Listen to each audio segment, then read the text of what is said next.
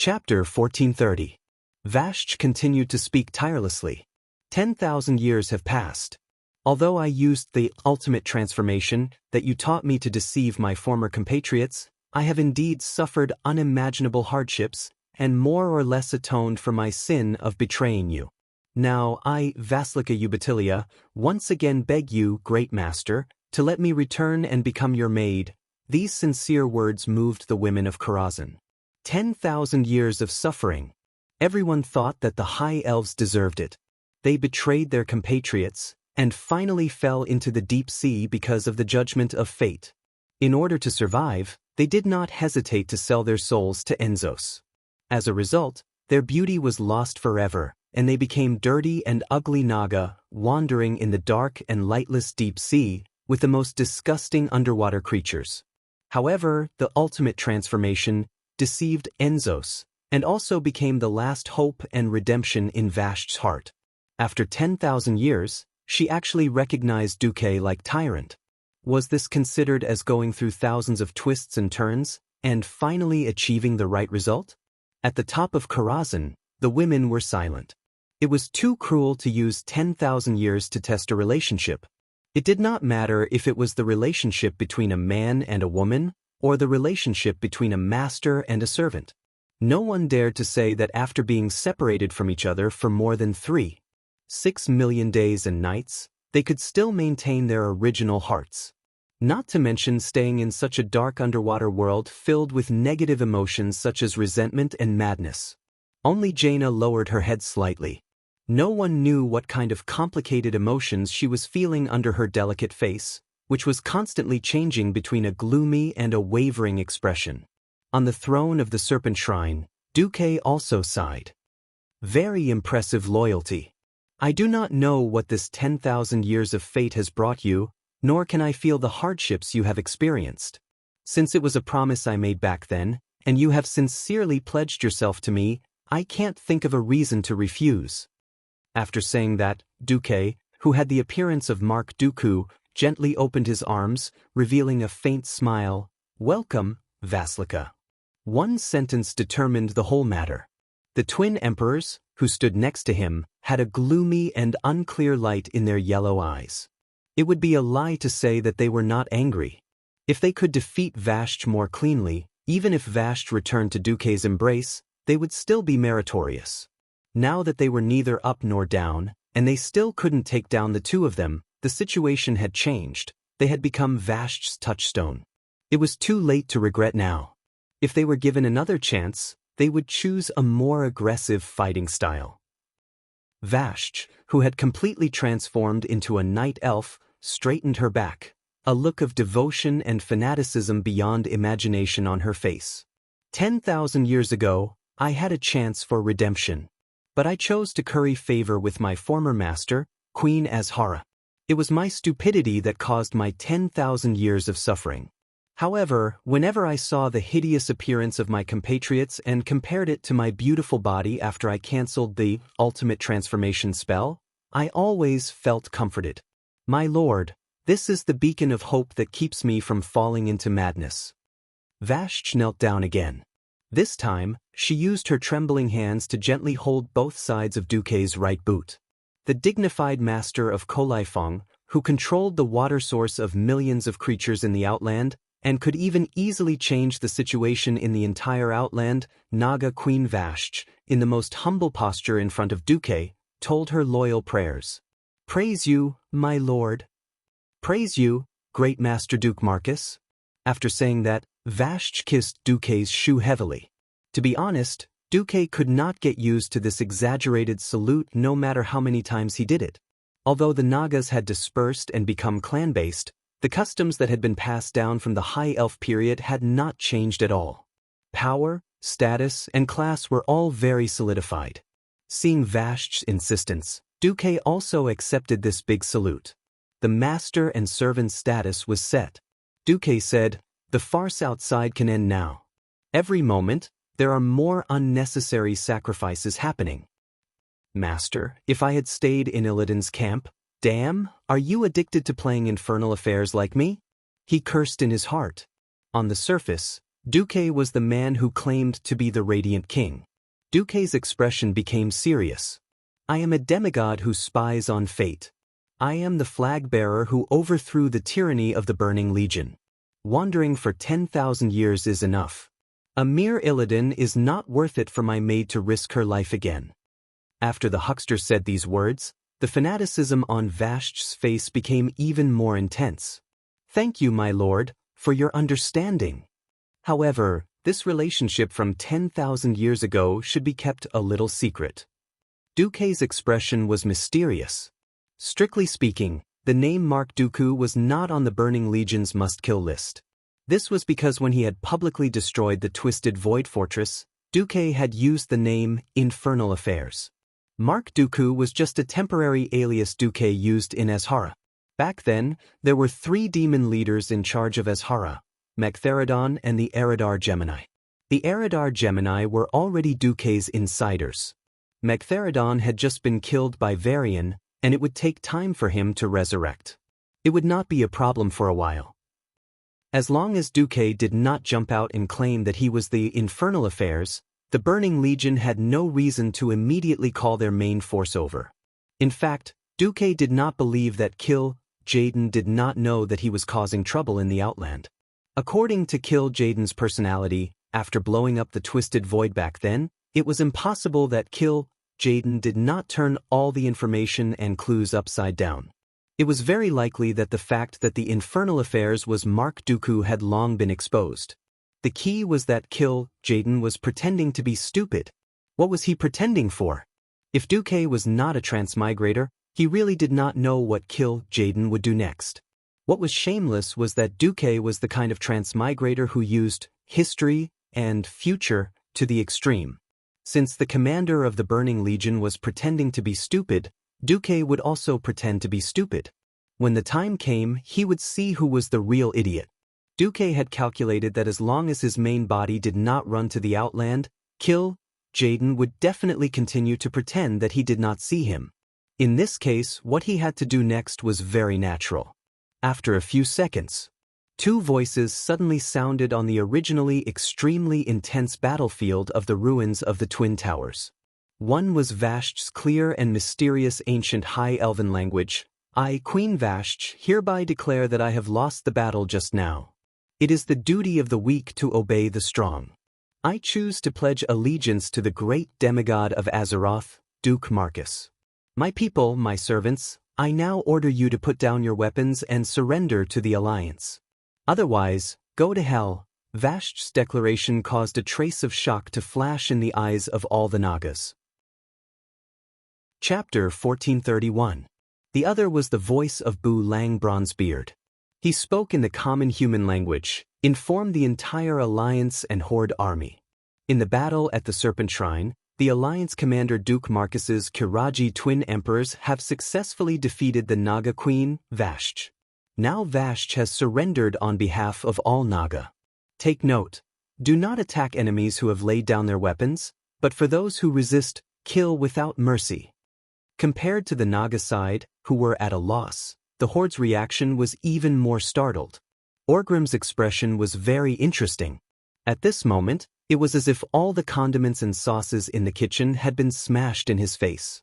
Almost at the moment the declaration was made, he realized that the gap between the Horde and the Alliance's combat power had once again been forcibly widened. As the old chief who had personally commanded the cruelest second battle of the Dark Portal, Orgrim knew best what a powerful navy could do. He still remembered those brave warriors who had grown up with him and fought on the front lines with him. They did not die on the bloody battlefield, but drowned helplessly in the water. His companions who were lucky enough to escape did not even have the chance to pull out the fangs of these warriors according to tradition and bring them to their wives and children. The Alliance used the Horde's unfamiliar water battle to shatter the Horde's dream of dominating Azeroth. One had to know that that year, the Alliance still used worn-out sailboats that they did not even bother to look at today. They commanded a group of mediocre Naga and the weakest Murlocs. Could the Naga of the Angry Scales compare to these powerful Naga who were on par with the Horde's elites on land? Sal patted Orgrim's shoulder and shook his head with a smile. The Alliance gained, we didn't lose either. Orgrim was stunned for a moment, then laughed heartily. I was thinking too much. The Draenor expedition this time seemed more like a feast to expand the army and recruit subordinates. The Alliance received the Draenei and a large group of elite Naga, greatly increasing their strength. The Horde was not bad either. Regardless of what those fell orcs would do after regaining their sanity, the biggest obstacle, Zangarmarsh, had been cleared. The Horde did not need to fight the undead and crowmen to the death in the Auchinton area. They could completely cross the mainland of Zangarmarsh and directly enter Nagrand to find their ancestors. Not only that, Orgrim whispered, there are many ogres and goblins in Blade's Edge. Once upon a time, Orgrim had an ogre personal guard. It was an assault force that was extremely terrifying even today. The ogres' strong bodies allowed them to wear the thickest armor effortlessly. They were living tanks in human form. In the Battle of the Scorching Canyon, this 100-man guard was killed and wounded. They were killed by the Alliance's most powerful artillery and the paladins of the Silver Hand. When they died, they dragged 30 times their number of Alliance soldiers down with them.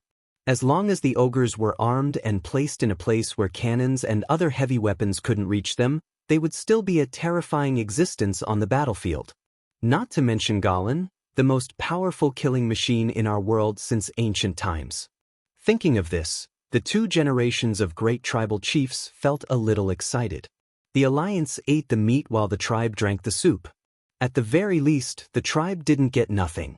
Vashj led the entire army to surrender to the Alliance, and this had a huge impact on the Alliance. Whether it was on a tactical or strategic level, it had earth-shattering significance. The entire supply line of the Alliance was opened. Because the Kolaifong Reservoir no longer crazily drew water from the Hellfire Peninsula, the barrenness and water shortage of the Hellfire Peninsula was greatly alleviated. In time, it could even fill the entire sunken path of glory with water, forming a canal. The transport capacity of river transport was many times greater than that of land transport, and it saved even more fuel. The tribe directly split into two groups, with Orgrim leading the main force into Blade's Edge. Although it was said that they were going to wipe out the remaining fell orcs, it was actually to recruit strong men. Sar led a division of 5,000 people and ran to Nagrand to acknowledge his ancestors. If there were no accidents, he would receive the shaman's inheritance and become the original shaman in history who was an elemental and enhancement shaman. While the tribe was busy recruiting strong men, the Alliance couldn't be idle either. Without the suppression of the tribe's main force, the undead and crowmen in the Auchinton area rebelled. At the most exaggerated point, they even killed their way to the outskirts of Shotrath City. Left with no choice, William could only lead the army and wipe out the crowmen first.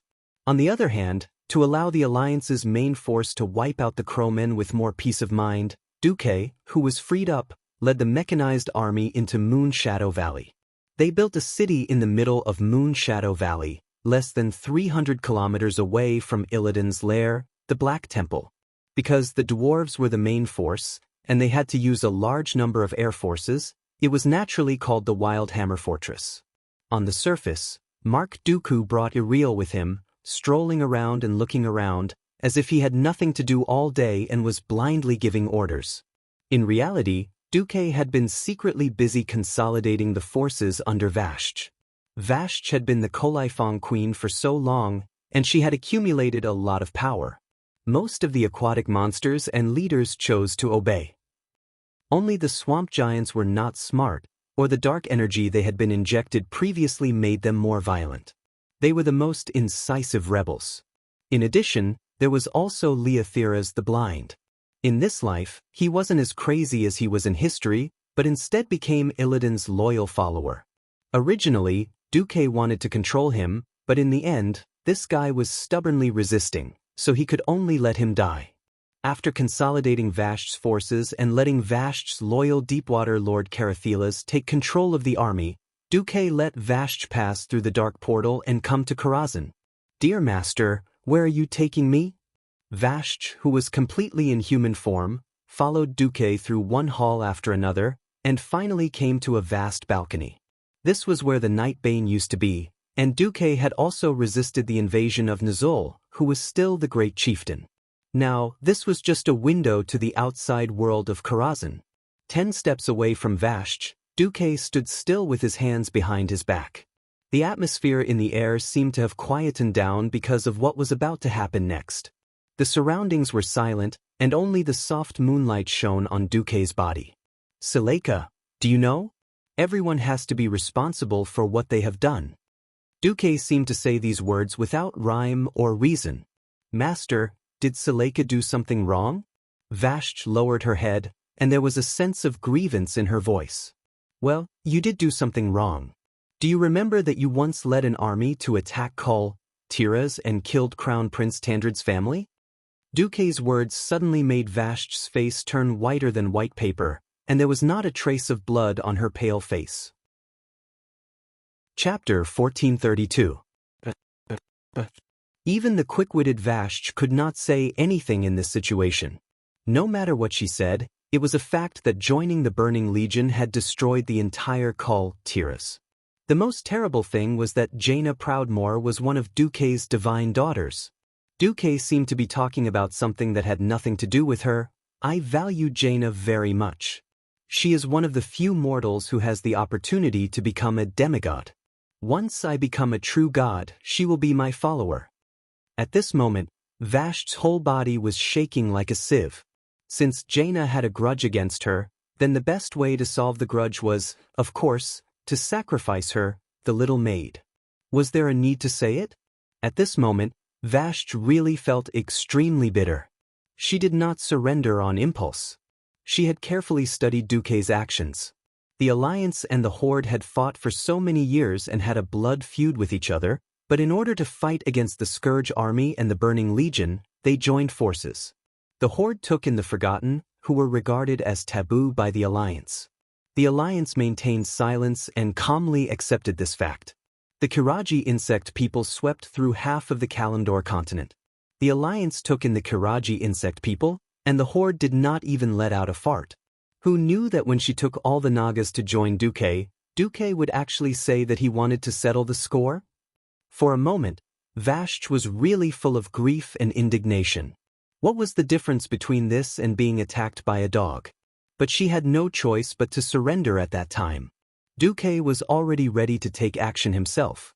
Even if Duque did not take action, her useless subordinates could not take down the Twin Tower Fortress, and if she continued to resist, she would definitely die at the hands of the Twin Emperors first. At this moment, Vashch broke down. For a moment, countless negative thoughts filled Vashch's mind. If she stubbornly resisted to the end, maybe she would not have to suffer such a humiliating defeat? Maybe her subordinates could succeed? Or maybe Illidan would be merciful and come to help her. Her mind was full of messy thoughts. More than one impulse emerged, urging her to make a last stand.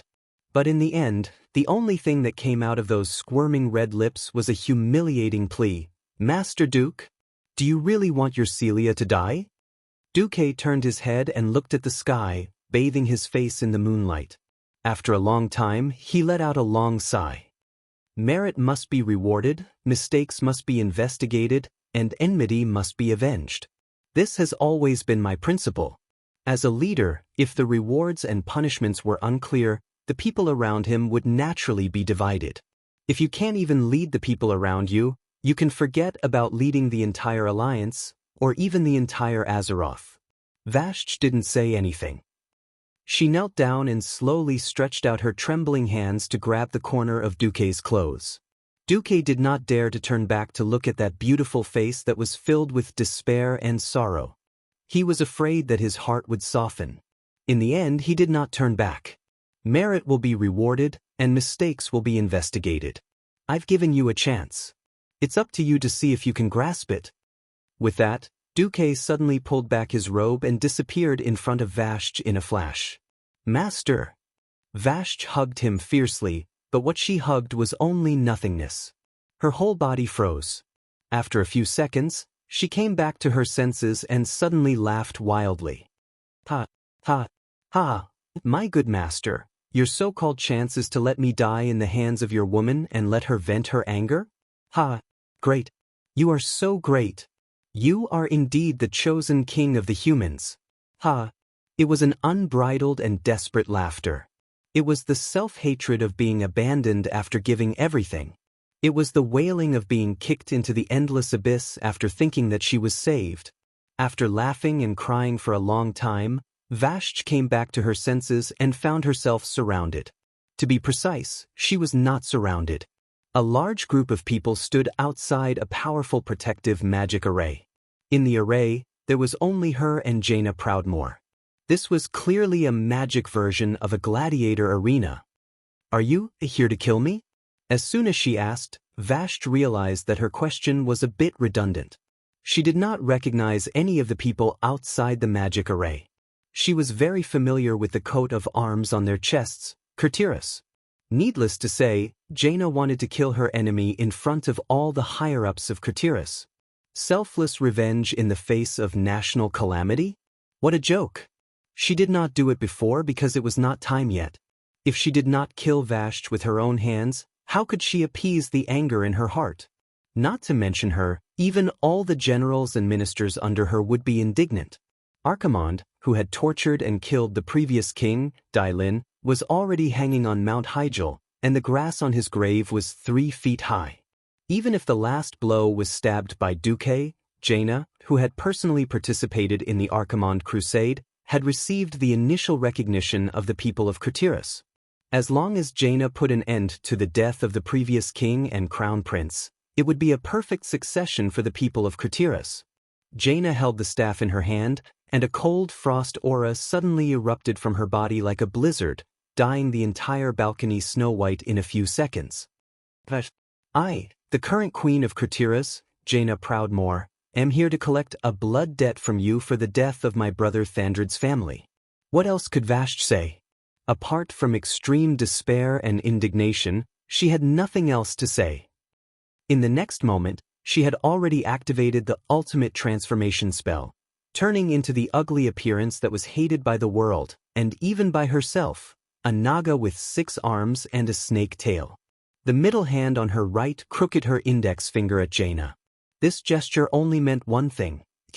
Jaina let out a soft shout, activating all the magic circuits in her body. The magic that she had cultivated over the past few years poured out at this moment. This was definitely not a fair duel. It was more like a one-sided massacre. After leaving the water environment, the Naga's combat power would drop by at least 20% to 30%. As the mistress of Karazhan, Jaina had authority second only to Duque. The wizard tower was the domain of the wizards, and as the old demigod Mediva's inheritance, the wizard tower itself was already formidable enough. In addition, Karazhan was the core of the entire Azeroth weave. To start a battle in such a place, not to mention Vashti, who had reached the level of a demigod, even Thun would probably kneel if he came here alone. The intense battle with no suspense only lasted for 15 minutes. An ice greatsword condensed from the void and shot out like lightning, piercing through Vashti's chest and nailing her to the ground. She did not beg for mercy, nor did she beg for mercy. In the end, Vashti only looked up at the soft moonlight in the sky with her unfocused eyes, and all that was left was confusion. "Are you satisfied?" Chapter 1433. Jaina was silent. She knew that Vashti's words were not directed at her. It was to Duke that Vashti spoke of her sorrows. Jaina secretly sighed. Putting herself in his shoes, after suffering 10,000 years of suffering and torture, she thought that she could finally live a good life, even offering her soul and loyalty, but in the end, she was betrayed by her master. If it were her, she would also go crazy. But Jaina was not Vashti. She had her subjects and her stand. It was not about right or wrong, just the difference in their standpoints. Jaina found that she no longer hated Vashti. Outside the magic barrier, the generals and ministers raised their right fists and pressed them against their left chests. This was their salute to their queen for completing her great revenge. Before this moment, Jaina had been looking forward to this scene, but now she could not be happy at all. This kind of melancholy was comparable to the guilt of unintentionally killing a civilian girl. She wanted to raise the staff in her hand high and show off the glory of the queen. The growing sense of guilt in her heart made her arm feel as heavy as 1,000 pounds, and she could not lift it at all. The only thing that could be transmitted to her face was an incomparably formal smile. At this moment, Vashch's pupils that were beginning to slacken instantly shrank. The originally soft and pleasant female voice suddenly turned into a sharp and sinister male voice. Useless. In the next moment, the snake hair that was hanging down and even stiff and broken like a dead snake suddenly grew larger. The tiny snakes instantly turned into octopus tentacles as thick as a thigh and frantically curled towards Jaina. Ah! Without hesitation, Jaina directly used blink and flashed 30 meters away, sticking closely to the edge of the magic formation. However, the dozens of octopus tentacles grew at the same time, like maggots in a tarsal bone. Almost at the same time, they reached Jaina's feet and easily broke through 2 of Jaina's magic shields. Jaina had been through so many battles and had rich combat experience. When her staff shot out an icicle, but found that it still could not stop the opponent, she cast Ice Barrier in time. But it was useless. It was a feeling of powerlessness, as if she was going against the entire endless sea. That kind of divine power that was completely beyond her level easily pierced through the fridge barrier made of super-dense ice elements. The tentacles were just a centimeter away from piercing Jaina's body. In that instant, fear froze on the faces of Jaina and every single cultist. Even time seemed to have stopped. At this critical moment, an even more powerful and boundless divine power descended upon them. The moonlight was like a dream. The faint moonlight shrouded Jaina's body like a veil, easily separating the terrifying tentacles. The tentacles were twisting ferociously. Jaina, who was tensed up, could clearly see the palm-sized suckers full of sharp teeth extending and retracting in front of her, as if they wanted to grind her to ashes. However, such a short distance was the end of the world. The tentacles couldn't move an inch forward. A pleasant but dignified voice sounded in the sky. "Enzos, go back to your abyss." In the next second, all the tentacles that extended from Waski's head melted like popsicles under the scorching sun under the moonlight. Only then did Jaina realize that she had been hugged by Duque from behind. "Duque, this is..." Jaina was still in shock. Duque gently stroked Jaina's brilliant golden shoulder-length hair, a gentle smile on his face. From the moment as Hara fell into the deep sea, all of the high elves became the slaves of Enzos. How could the dignified ancient god Enzos not discover a mere, ultimate transformation spell? Then, Waski just thought that she didn't become a Naga. In fact, her heart and soul had long been secretly contaminated by Enzos. N'Zoth planted his own power in her so that one day he could take revenge on the person who ruined their plans during the ancient war, that is, me. At this point, Duke was secretly glad that the system had not scanned Vashch and found a problem. If he had not specially found a place with direct moonlight and asked the moon goddess Elun to hold the fort, he would not have been able to do so. Perhaps he would have been defeated this time. If he had been ambushed by that kind of attack at close range, he would have been in trouble even in his own nest. Just the thought of being ravaged and devoured by a bunch of tentacles made Duque want to piss his pants. Jaina's breathing was a little hurried. She widened her bright eyes and suddenly thought of many things. Waski was so cruel because of Enzos using the murmurs of the ancient gods. Duque concluded without hesitation. All right, whether it was true or not, Enzos had to take the blame for this. Forcing me to continue pretending, you can take the blame. Plan worked. Did I kill Waski by mistake? Jaina gathered her courage and asked. Duque said sincerely, kill by mistake? I don't think so.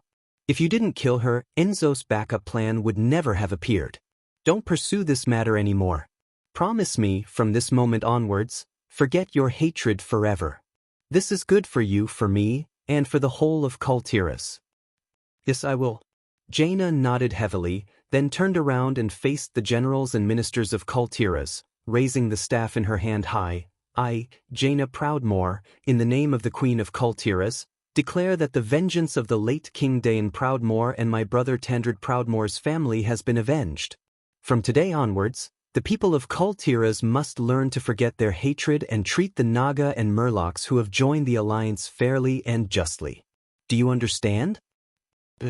As your majesty commands.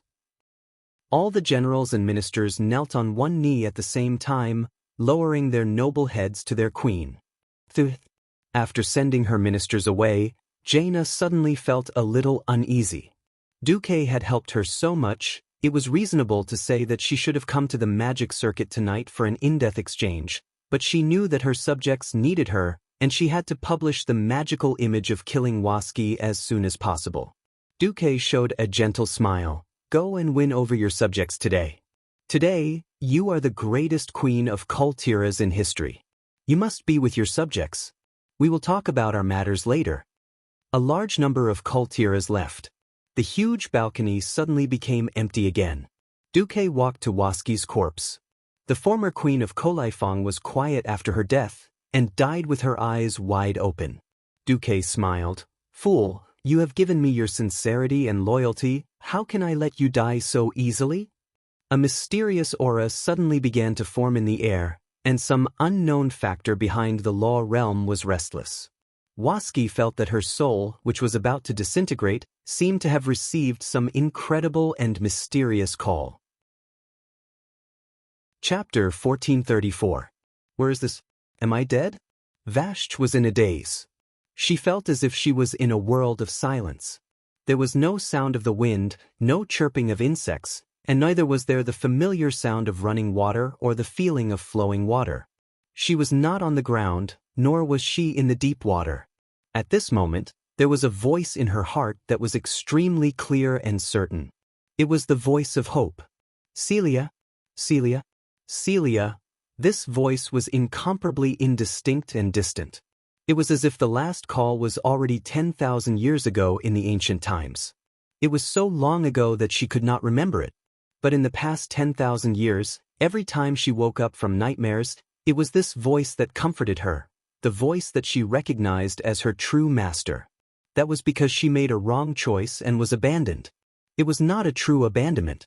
It was all because of the ultimate transformation spell left by her master. I've had enough of the queen's self-hatred, enough of her bossy attitude. 2 months after falling into the deep sea, she left Azhara City with some of her compatriots who had lost faith in the queen.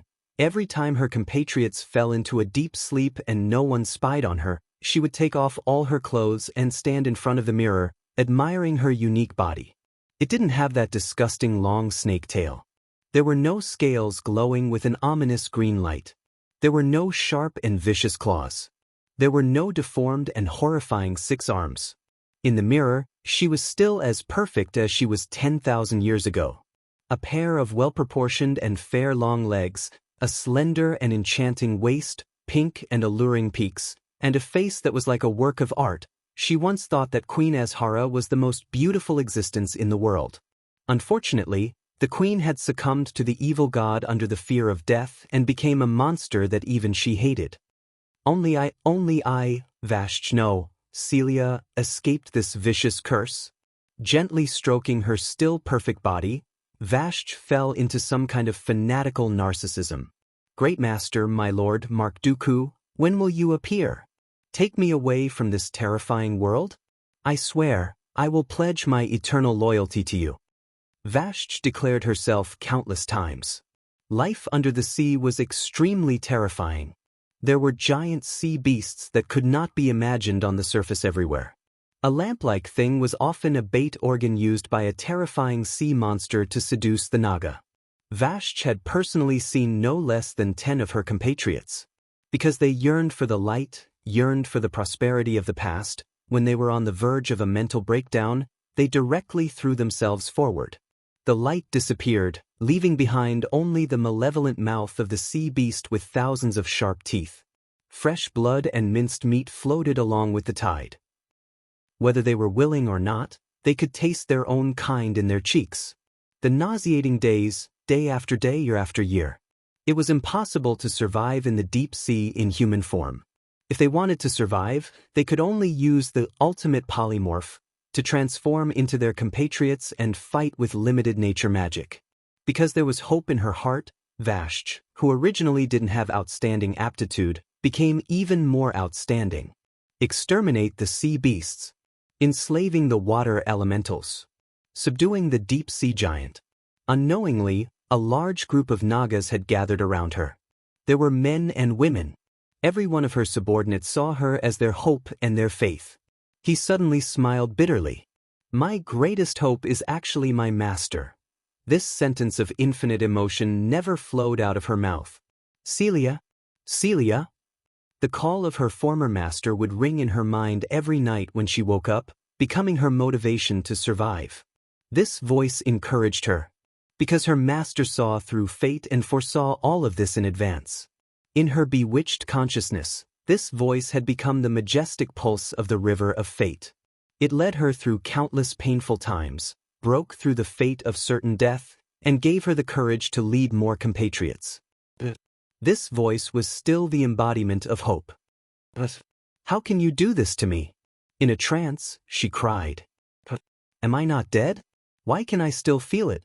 In a daze, she suddenly felt as if someone was touching her body. It was cold but gentle, like a mother caressing her. A mysterious power poured into her body, making her blood flow in her body again, driving away the cold evil, bringing warmth and hope. The mysterious substance in her blood flowed faster and faster, to the point that she felt as if there were countless trains roaring in her body. At this moment, her heart was extremely quiet, as if her soul had detached from her body, floating in the air, quietly watching the strange scene in front of her. There was a strange power circulating in her translucent body. What is this? The illusion of memories overlapped with the things in her vision, as if for a moment, she had passed through the shackles of time. She saw Azhara City and the Twisted Nether being destroyed in an explosion 10,000 years ago. She saw Stormwind City and the Alliance prospering in the hands of one person. The replacement of the old and the new, the rise and fall of 10,000 years, all stemmed from the hands of one hero. He used the supreme mysterious power of the Bronze Dragon King, Nozdormu, to weave the fate of 10,000 years together. The ancient war, the return of the blaze. Countless creatures threw themselves into it, but only he used his power, strategy, and courage to write the epic of fate that belonged only to him into the real history. Therefore, the greatest legendary hero in the history of Azeroth was born. His name was Mark Dooku. No, that was his fake name. His real name was Duke Marcus, the true master who gave her hope and future. 10,000 years of hardship had become the background. Vashj struggled to raise her head and open her eyes. She vaguely saw N'Zoth jump out after her death, and also saw N'Zotha's plot thwarted once again. At the end of the scene, she finally saw the figure that haunted her dreams once again. When she saw Duke's gaze meet hers on the other side of the river of fate, she was so shocked that she could not control herself.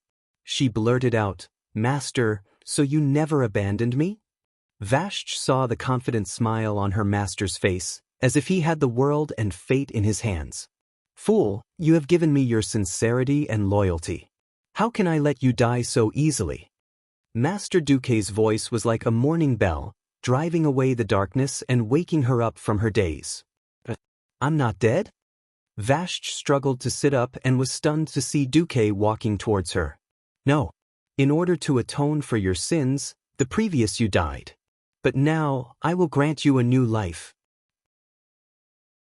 Chapter 1435. It was the man who was supposed to be her master, and he slowly walked over in the light. The azure cloak was like the sky, holding up his imposing figure. The white robe symbolized supreme holiness. Behind him, the six-colored elemental brilliance rotated continuously, but also blended into one. His black eyes were like the deep universe, making it impossible to see the end of it. Duke stepped forward, patted her on the shoulder, and only smiled at her. "Come on, your resurrection is not complete yet. Brand your soul to Azeroth and become a true demigod."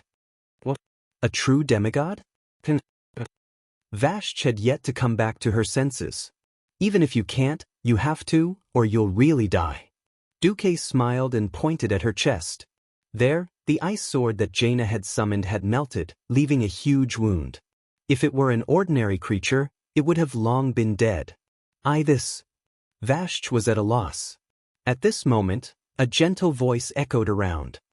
"Child, don't worry, leave it to me. You just have to follow my lead." Even after 10,000 years, Vashj still clearly remembered who this voice belonged to, the great moon goddess Elun. Elun had once cared for all the night elves, and regarded every night elf as her child. However, some of the elves later became obsessed with the supreme power of arcane magic and abandoned Elun, who they once believed in. These were the High Elves. As a member of the High Elves, it was ironic that they had to rely on Elun's power to obtain salvation at the end. A look of shame immediately appeared on Vashj's face. The temperature of the big hand on her shoulder seemed to rise by 2 degrees. She looked up again, and saw Duke's gentle smile. You proved your loyalty to me with your death. Now is my reward for your loyalty. Don't doubt it, don't hesitate. I've already arranged everything. You just have to follow your heart. Vashj nodded vigorously, and then looked at the moon in the sky. She seemed to see the encouragement of the goddess. Then she slowly closed her eyes, and used her soul to feel this world. Different. There was a huge difference. After Delano advanced to a demigod in the physical sense, it was only her body that had become stronger, and she could not get any response from the dead and collapsed world, let alone borrow power from it. Azeroth was different. This was a world full of vitality. Although the earth had been injured not long ago, it had healed itself after the abscess had been removed. He was completely different from the dead Delano. Moreover, there was an incomparably abundant space for advancement here. If there was a so-called pantheon in Azeroth, then this great hall would be empty at the moment. Already Vashj felt the world respond to her. Welcome, Chut. In her haze, Vashj heard the planet. Joining the pantheon of planet Azeroth would allow one to obtain the power of the planet and bear the fate of the planet at the same time. He was ruthlessly stabbed by a sword and even lost his life, but the reward was becoming a god. This time, not only did he not suffer a loss, but he had made a huge profit. So, this is the bright path that Master arranged for me. Vashj suddenly sighed with emotion. There was no more hesitation, no more confusion. Vashj walked into the light with her broken body. Late at night, Jaina rolled into Duke's bedroom reeking of alcohol. She really rolled, rolling to the ground as soon as she opened the door. At the door, there was a displeased head maid. Duke frowned. Vanessa? Queen Proudmoore couldn't stand steadily. This nasty maid meant, I didn't push her. Duke rolled his eyes, but eventually went over to help Jaina up and put her on the bed. Obviously, Jaina had groomed herself, but she was so drunk that even her breath reeked of alcohol. Jaina's limbs were not nimble, but her mind seemed to be relatively clear. Duke, I'm sorry, I made it difficult for you this time. I know I'll eventually follow you to the divine path, but I still can't abandon Kurtiras. Duke smiled. It's okay, I know you're not a bad person, not a twisted and jealous woman. Jaina said apologetically, Is Vashj really dead? Yes, but Azeroth needs more experts to become gods to help fight against the Burning Legion. So, she might become a demigod directly under the planet. Jaina stuck out her tongue. I knew a pervert like you wouldn't do something like that. Just because she came back to join you after 10,000 years, even a demigod was casually sealed away. And you still say you didn't touch her back then? Duke felt bitter. He raised his hands in surrender. I swear, I really didn't do anything to her. I was busy teaching Tyrant at the time. Really? Jaina propped herself up and stared at him. Jaina's eyes were fierce, and so were her magic mountains. Duke's interest was piqued. When he moved closer, something suddenly happened. Jaina had drunk too much and vomited again. The shameless Duke flashed and rolled 10 meters away. He knocked on the door and shouted, Vanessa! Vanessa walked in neatly and immediately smelled the sour smell of vomit in the air. She immediately spat out her venomous tongue. A drunk queen is no different from a female drunkard in a tavern. Like an eagle grabbing a chick, she grabbed Jaina and left. Duke raised his hand and cast an icy wind, finally dispersing the sour smell in the room. The problem was that even if Vanessa cleaned up the master bedroom later, the smell in the air would still need time to be dispelled. Magic didn't work well against smells. Duke scratched his head. It looked like he could only sleep in the guest room next door tonight. In theory, Duque did not need to sleep after becoming a demigod. Dooku was a mortal who had ascended to godhood, so sleeping was more of a habit, a rather luxurious enjoyment. After all, the weave was watched by Karthika and the demon king Vec-Lor, as well as the system elves. Mark Dooku, who had been left in Draenor, was sleeping. The system elves were watching and would alert Duque if anything happened. Duque went to sleep peacefully. However, in the middle of the night, Duque suddenly felt that something was wrong. This feeling amazing. Who is it? Who is playing with a bite of the tongue? Waking up from his sleep, Duque lifted the blanket. Duque immediately saw Vash's smiling face in human form. When did you come back? It's been a while. What are you doing? I'm doing what you loved to do 10,000 years ago. Don't lie to me. You bullied High Priestess Tyrant every day. I was watching from the side. Chapter 1436. Oh, no, dark history. It was definitely a dark history. He had thought that there would be no repercussions if he went back to 10,000 years ago. Who knew that Tyrant would be willing to be lonely for him for 10,000 years, and that the little maid he had casually accepted and given a copy of Ultimate Transformation Spell was actually Vash. 10,000 years ago, it was a world that was barren of entertainment. He was used to all kinds of new variety shows, and when he had nothing to do, he would watch movies. He could even go to Bilibili to watch parody videos.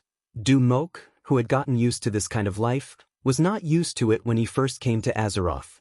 But at that time, he was playing Road to Survival, where he was the main character, and did not have the time to care. Finally, he did not have to suffer so much, and Duque did not stop exporting his own goods to Azeroth, such as mechanical pinball games, werewolves, and so on. But when he returned to ancient times, he was still deep in enemy territory, and did not have the time to do these. At that time, he was constantly monitored by the Eridar twins, and he was under a lot of pressure. Also, he could not stay for long, so how could he have the mood to export entertainment? Why was the ancient Celestial Empire so prosperous? They did not have the money to light a lamp, so they could only have sex. In Azeroth, it was a similar situation. At that time, in order to prove that he was loyal to the army, he did all kinds of evil and used all kinds of martial arts on Tyrant. What 48 hands, whatever tortoiseshell divine spell, the High Priestess. If he did not take it easy, and if he revealed his true identity and said, I am actually a good person, he might have really done something like a fallen holy maiden. Alright, the main point was that when he was stirring up trouble, he did not hide it from Vash. At that time he thought, don't you want to spy on me? I'll let you spy on me. It would be fine if they never met again, but who knew if she would come into contact with me 10,000 years later? It was too long ago, and Duque himself had forgotten about it. Now that he thought about it, Vash was the one who completely knew about his dark history and bad habits. Tyrant was the High Priestess, and after being trained by him, as long as he did not embarrass her in public, she would definitely keep her mouth shut. But Vash did not have any scruples. The hypocrite Dumok was shocked. My glorious image. My hero's halo. It's all over. Duque screamed in his heart, no, I must seal Vash's mouth. Just as the thought came to his mind, the system elf ridiculed him for the first time in a long time. Bitches are so unreasonable. Didn't you already use the Duque divine sword to seal her mouth? That's right. What am I thinking? The flirtatious Vash paused for a moment, her sweet voice like a cat scratching itself. My dear master, I missed you 10,000 years ago. This time, I didn't let go and completely offered my soul. This was indeed the right decision. I am your little maid, Celia. I am, and will always be. As long as you don't abandon me, I will use everything I have to serve you forever. At this point, Vasky paused, her face full of fanatical worship like a martyr. Don't worry, I will definitely protect Master's secret. All of your fantasies can be used on me. Wait a minute. Dumuk put on a stern face and said righteously, no. Actually, you misjudged me. At that time, I shouldered the heavy responsibility of saving the world from being destroyed by the Burning Legion. So I indulged myself and pretended to be evil. I'm not what you think I am. Is that so? The current master is very unconvincing. Vashj used the slender fingers of the night elves to tease him. You're mistaken. Duque was resolute. Really? Really? Du Muk was unyielding. All right, please receive my Naga tribe's ultimate technique, water spout. Woo woo, you can even withstand this? Very good, now take my six-handed tornado. The rapidly spinning jade-like hands made Vashj in her night elf form look like she really had the 6 hands of the Nagas. This, Du Muk, there would always be a few days in every month when his moral integrity would drop greatly. Other than the times when he was particularly ungentlemanly, he was always a gentleman. It was just that the opponent just happened to catch his flaw, so there was nothing he could do. All the lower limits of moral integrity were man-made. When the man-made settings were destroyed by oneself, then only the will to fight was left. At this moment, in Duque's heart, there was only that incomparably famous incantation, the magically modified version. I am the bones of the sword. One blood, and one blood. Undefeated in countless battles. Never defeated once, and never understood by others. Always standing at the peak of the harem, intoxicated in victory. Thus, moral integrity has no meaning. My body is destined to be born for one blood, sigh. Didn't they say that Elun would guide Vashj to become a demigod on the side of justice in Azeroth? Why was this fellow so demonic? She had just handed over one blood, yet she was so unrestrained? Could it be that the Nagas relied on waves to swim? Anyway, Duque almost couldn't suppress this seductress. On this side, Duque used the divine sword to teach that seductress Vashj a lesson, not knowing that something almost happened in the Serpent Shrine. What are we now? Human slaves? Perhaps we were defeated, but our main force is still here.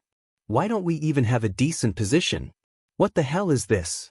And I heard that because we once destroyed Kultiras, the Alliance Commander Marcus wants to settle accounts with us for Jaina Proudmoore. The news sent by the people below made the Deepwater Lord, Carathilas, secretly shocked. Now the Nagas had almost handed over everything. Even the Kolaifong Reservoir was controlled by the Alliance. Most of the Nagas were sent to the Taroka forest to repair the waterways and clear the wild monsters in the tributaries of the various rivers. If the Alliance wanted to burn the bridge after crossing the river, it would be very easy. The entire Naga tribe of more than 100,000 people, plus the servant army, waited uneasily for a full day. On the third morning after their queen left, Vashj finally returned. Seeing Vashj's new appearance, every leader was stunned. Your Majesty, Carathilas was completely at a loss for words. What appeared in front of the Naga siren was a true night elf. If it wasn't for the extremely recognizable seductive face that had not changed, everyone would have thought that it was a different person. Fair skin, slightly slender hands and feet, red hair hanging to the waist. If it wasn't for the iconic long ears and eyebrows, they would even think that it was a human instead of a night elf. Not only her appearance, but even her aura had changed greatly. If she was a towering mountain before, now Vashj was the entire earth, vast and incomparably condensed. Vashj flicked her hair. Let me tell you a piece of good news. I have become a demigod of planet Azeroth, and I am the goddess of the lake of Lordamir Lake. Chapter 1437. What? A true demigod of Azeroth? It took a few seconds for the Nagas to react. This was great news. What were the benefits of joining the Burning Legion? They seemed powerful, but in the end, they were killed like dogs by the natives in their eyes. The huge demon legion was wiped out, and the grave of Archimonde, the commander of the legion, was 3 feet tall.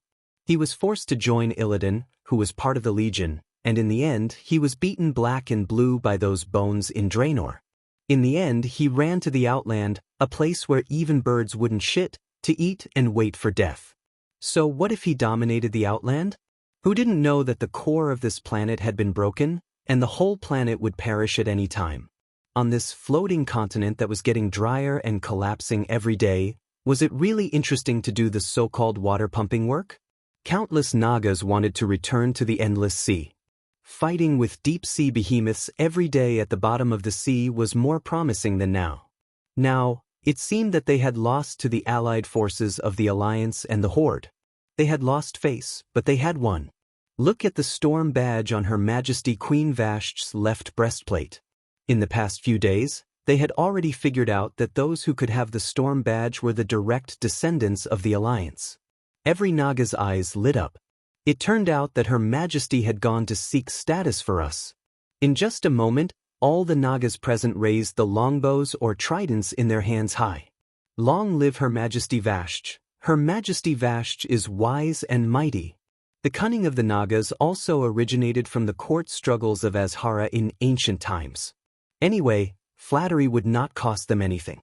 The guys who had just questioned Karatheras immediately changed their words and praised him incessantly. Vashti stood up, and with her elegant steps, her whole body was in the color of the lake, and she changed back into her Naga form. However, the sinister and evil snake hair was gone. Instead, it was replaced by red waist-length hair that not even Nagas or night elves had. Vashti's tallest right arm swung with force, her cold, clear, and dignified voice resounding. "All right, now, as the Queen of Cultivation, the leader of your clan, I declare that from today onwards, I will take on the role of a personal maid as the follower of the demigod of the Azeroth weave, Duke Marcus. I will also change my name to Serenia Ubatilia. And our clan changed our name to Storm Naga." The Nagas did not feel that there was anything wrong with changing their names after voting for a new master. Anyway, after 10,000 years, the Nagas led by Queen Azhara had long since split up. The most loyal royalists were part of the group, while the rest were all looking for their own mothers. There were heretics who believed in the long-dead water elemental Lord Neptulin. There were also non-believers, as well as those who directly bypassed Azhara to lick sea, Thun's boots and become servants of the ancient god. Everyone was happy to see themselves submit to a more powerful master. As for Vashti running off to become a maid, if this was the human ideal, it would be a slap in the face, a self-degradation or something. The Nagas were different. After 10,000 years of cruel competition in the underwater world, they had long developed the habit of respecting the strong. Not to mention being a maid, even if their queen was a slave together with them, wouldn't it still be the same?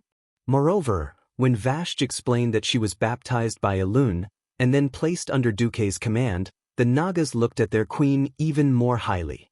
Back in Azeroth, it was a terrifying thing to become enemies with N'Zoth, but with Elune behind him, it was another matter. Moreover, being sealed off to Lake Lordamir was also a smart move. This was equivalent to directly avoiding direct competition and confrontation with the king of the deep sea, N'Zoth. N'Zotha's strength was very strong in the water, but in the shallow waters of Lake Lordamir, his strength would definitely be greatly reduced. On the other hand, Duke had also solved a potential problem.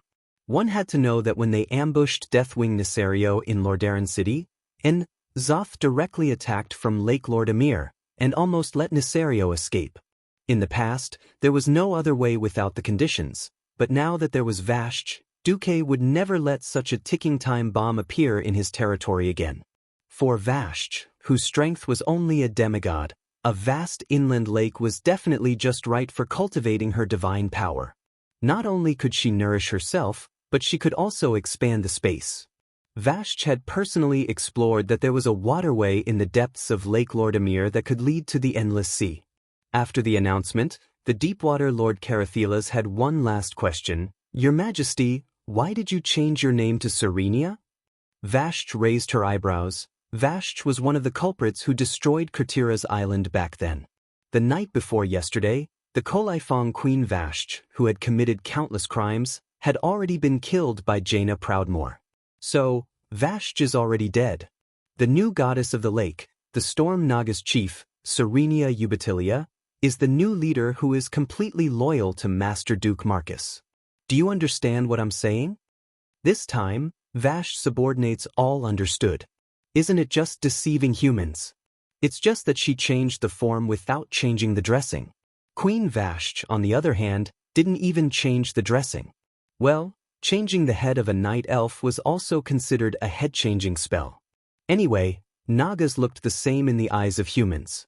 Wouldn't it be easy to deceive humans? In fact, politics was just like that. Of course, since she was a demigod, Vashj would not let her subordinates have no benefits. The first thing that was given to the most loyal Naga was the incomplete, ultimate transformation. Even if it was a weakened version, it could only allow the Naga to maintain the form of a high elf for half an hour, which was enough to make the Naga, who had been miserable for tens of thousands of years, cry with joy. Next was a batch of epic equipment that had been eliminated from the molten core. The Naga did not have any blacksmiths, and their metallurgy skills were a mess. With this batch of weapons, it could be considered a complete change. In addition, there were also some magic inheritances. After stabilizing the Storm Naga clan, Vashj hurried back to Karazhan. Just as she returned to the top of the tower, she saw Jaina walking out. "Good day, Madam Proudmoore." Vashj, dressed in a white lace-made uniform, obediently moved to the side of the road and gently bent her knees in a ladylike greeting. "Madam?" This form of address made Jaina's heart sweet. She immediately came to her senses and stared at Vashj for a full 3 seconds before finally nodding her head. She only said a few harsh words. "I don't care how many masters you've relied on. If you dare to betray Duke, even if you're a god, I'll definitely kill you again." "Madam is too serious. Ever since Master Marcus gave me my name, I, Serenja Ubatilia, have never changed my loyalty." Vashj's words had a double meaning. Jaina stared at her again, and finally sighed softly, "Serve Duque well." "I will." Chapter 1438. Watching Jaina leave in her signature midriff-bearing mage robe, Vashj, who was bowing, secretly smiled. "Of course, I will take good care of Master." This time, she had completely seen through it. Perhaps this was fate. This epic struggle around all the creatures of Azeroth and the Burning Legion did not belong to a single person, nor did it belong to a single sage. But for a tiny individual like her, if she wanted to struggle and survive, she had to find the most reliable support. Fate had given her a chance, and after missing it, she had endured 10,000 years of hardship. This time, she would not let go of the opportunity no matter what, and as a result, she had this feeling of breaking free from the cage and fate, and flying freely in the vast sea and sky. The true demigod of Azeroth, was it not 10,000 times better than the Grass King who had collapsed the Outland? What was the use of following Illidan? Don't look at how he was a king in the Outland, and it seemed like he was very powerful, but in front of Duque, he was a complete failure. His beloved tyrant was already in Duque's arms, and his head was filled with endless grasslands. He was addicted to dark energy, but he could not beat Arthas. On the other hand, Arthas was just a pitiful worm that had been beaten up by Duque time and time again. But Illidan could not even beat Arthas. Once the allies reached the Outland, the sturdy Hellfire Citadel did not last long. Hundreds of thousands of fell orcs were in chaos, and 200,000 to 300,000 were captured and killed. When they came to Zangarmarsh, they unreasonably filled up the swamp and killed more than half of the Naga's precious flying snakes.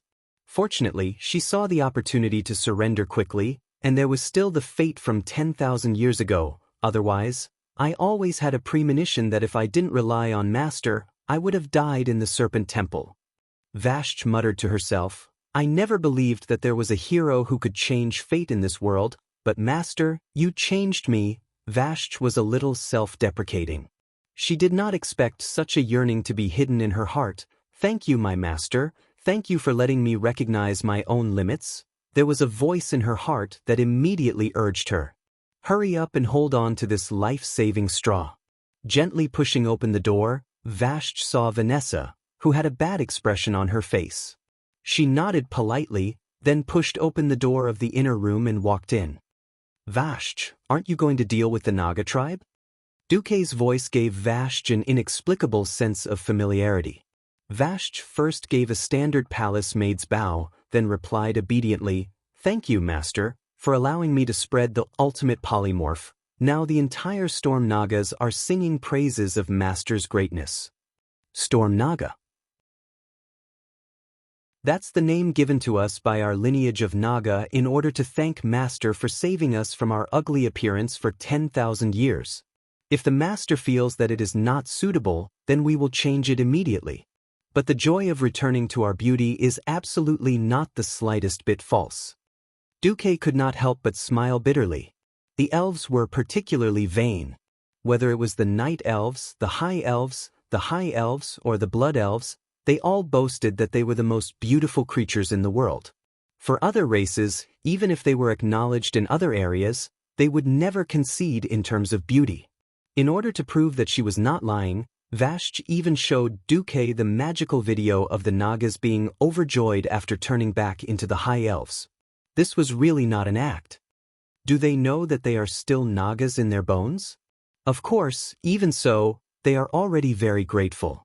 Just like me, I also doubted whether the high elf I turned into with the ultimate polymorph was my true body or an illusion.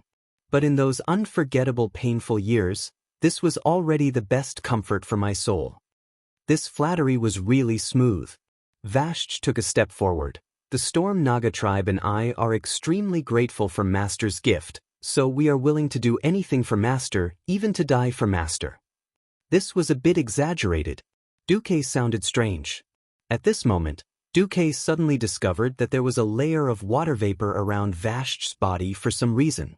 This was like when Duque was not familiar enough with elemental energy, letting a few energy balls of arcane, flame, and frost surround him. On the one hand, it was a connection, and on the other hand, it was to raise his level. Vashj was a Naga, which was understandable.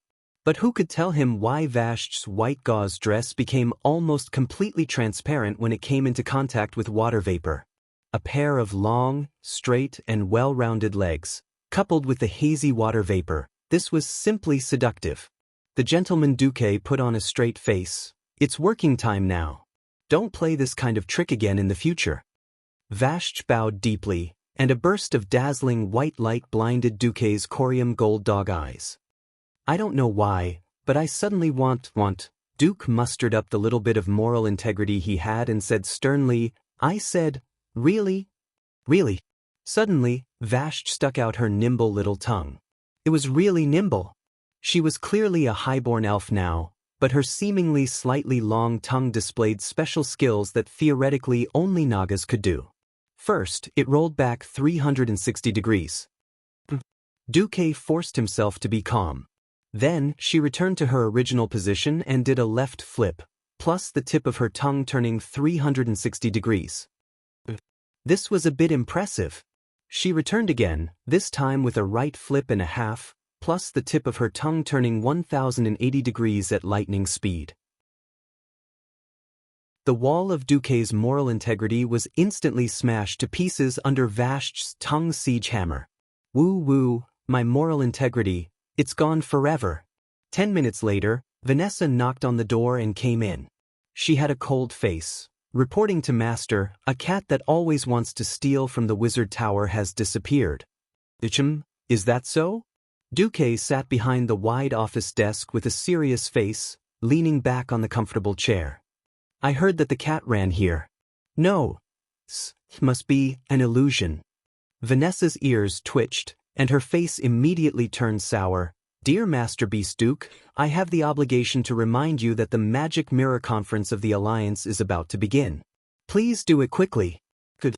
Accurate. Ready. Soon. Immediately. Duque's eyebrows furrowed. Vanessa stomped her foot and walked away angrily.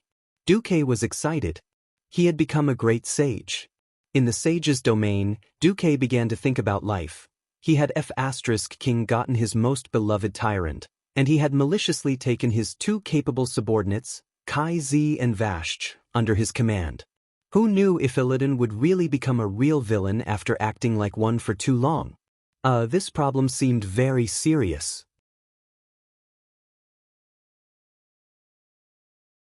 Chapter 1439. In the original history, Illidan was the ultimate example of infernal affairs. He had fallen into the deepest darkness of evil, and even his appearance was not human. A mouth full of shark teeth, a pair of sharp claws, and a pair of bat wings. Duque couldn't even imagine that appearance, let alone do it. What was rare was that after Illidan joined the Burning Legion, he maintained himself, and at the same time gained Sargera's trust. In the end, he made a huge comeback and staged a counterattack against President Sargeras. In this life, it wouldn't be so easy for Illidan to walk this path. With Duque's wonderful performance in the ancient war, it would be hundreds of times more difficult to win the trust of the Burning Legion's higher-ups. And the human heart was the most difficult to fathom. Think about it. In history, Vashj, who caused the Kaiser and the Blood Elves to bleed, turned from a loyal subject to a traitor because of Duke's chess piece in the ancient war. Now, she is willing to lower herself to become his maid to serve him. Why couldn't Illidan really turn dark? This was a variable that had to be taken into account. No matter what, he had to deal with Illidan first and end the war in the Outland. But recently, there were a lot more demons in the Moon Shadow Valley. The giant robot Doomwalker and a large number of elite demons attacked. Even if they didn't form a battle formation, the pressure on the allies was still quite great. In the Wildhammer stronghold, the mechanized infantry was greatly depleted. It was almost filled with human lives and tanks to ensure the progress of the project. On the other side, in the Blade Peak Mountain, a large number of fell orcs mixed with a considerable number of ogres and goblins were gathering. It was unknown when they would attack. My master, are you worried about the war in the Outland? Vashj was clearly a night elf now, but she slipped out like a beautiful snake. She used a little magic to clean herself up, and she was a dignified and beautiful maid again. Duque closed his eyes. You can attend the Alliance meeting later.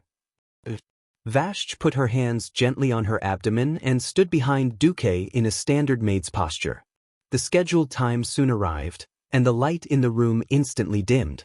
A projection of a huge circular table appeared in the originally empty room. Every meter or so, there was a projection of a leader.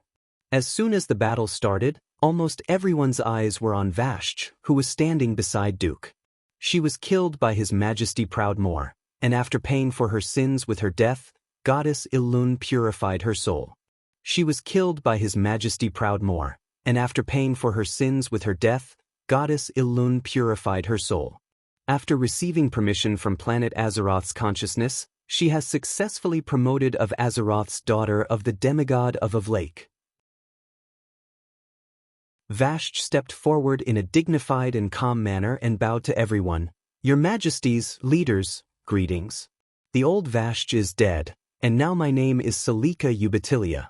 With this brand new identity, I will continue to be in charge of the Naga clan, which has been renamed Storm Naga, and serve Master Duke Marcus and the Alliance. After the master and servant finished speaking, everyone couldn't help but look at Jaina.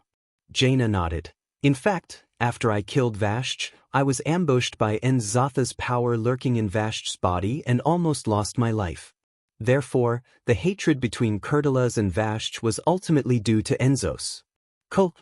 Tiras has no enmity with Queen Celia. We will treat Queen Celia and her Storm Naga equally. All right, even the king had no objections, so the other kings wouldn't either. At this moment, Duque said, the Storm Naga and its affiliated aquatic races will join the Alliance as an associate organization.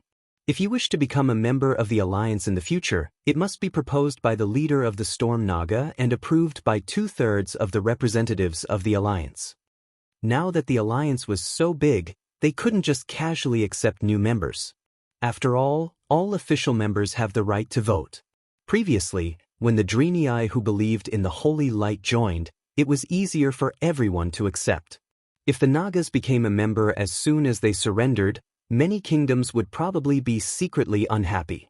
Now that Duque had classified the Nagas and the Kiraji insect people as an associate organization like the Silver Dawn, everyone felt much better. Agreed. After settling the big issue of principle, the leaders changed the topic back to the war in the Outland. First, William reported the situation in the Outland. It had to be said that taking charge of an area could really hone a person. After the Battle of Zul-Gurub, where he commanded a division, and the Battle of Hellfire Citadel as a commander, William had become more stable and capable.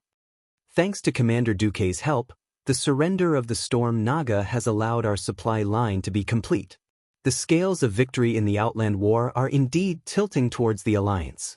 But I have to point out that our supply line is still too long. On the illusory three-dimensional map of the Outland, William pointed out a few locations. Due to Tsar's neutrality with Nagrand, as well as the friendly orc clans, they have contacted and allowed them to join the tribe. Although the tribe has increased by nearly 300,000 people in the past week, it's because we have obtained the food reserves of those clans. Now, the pressure on the Alliance in terms of food has been greatly reduced. I have to point out that this is only temporary. Once the tribe subdues more fell orcs, the pressure on the Alliance army's food supply will be incomparably huge.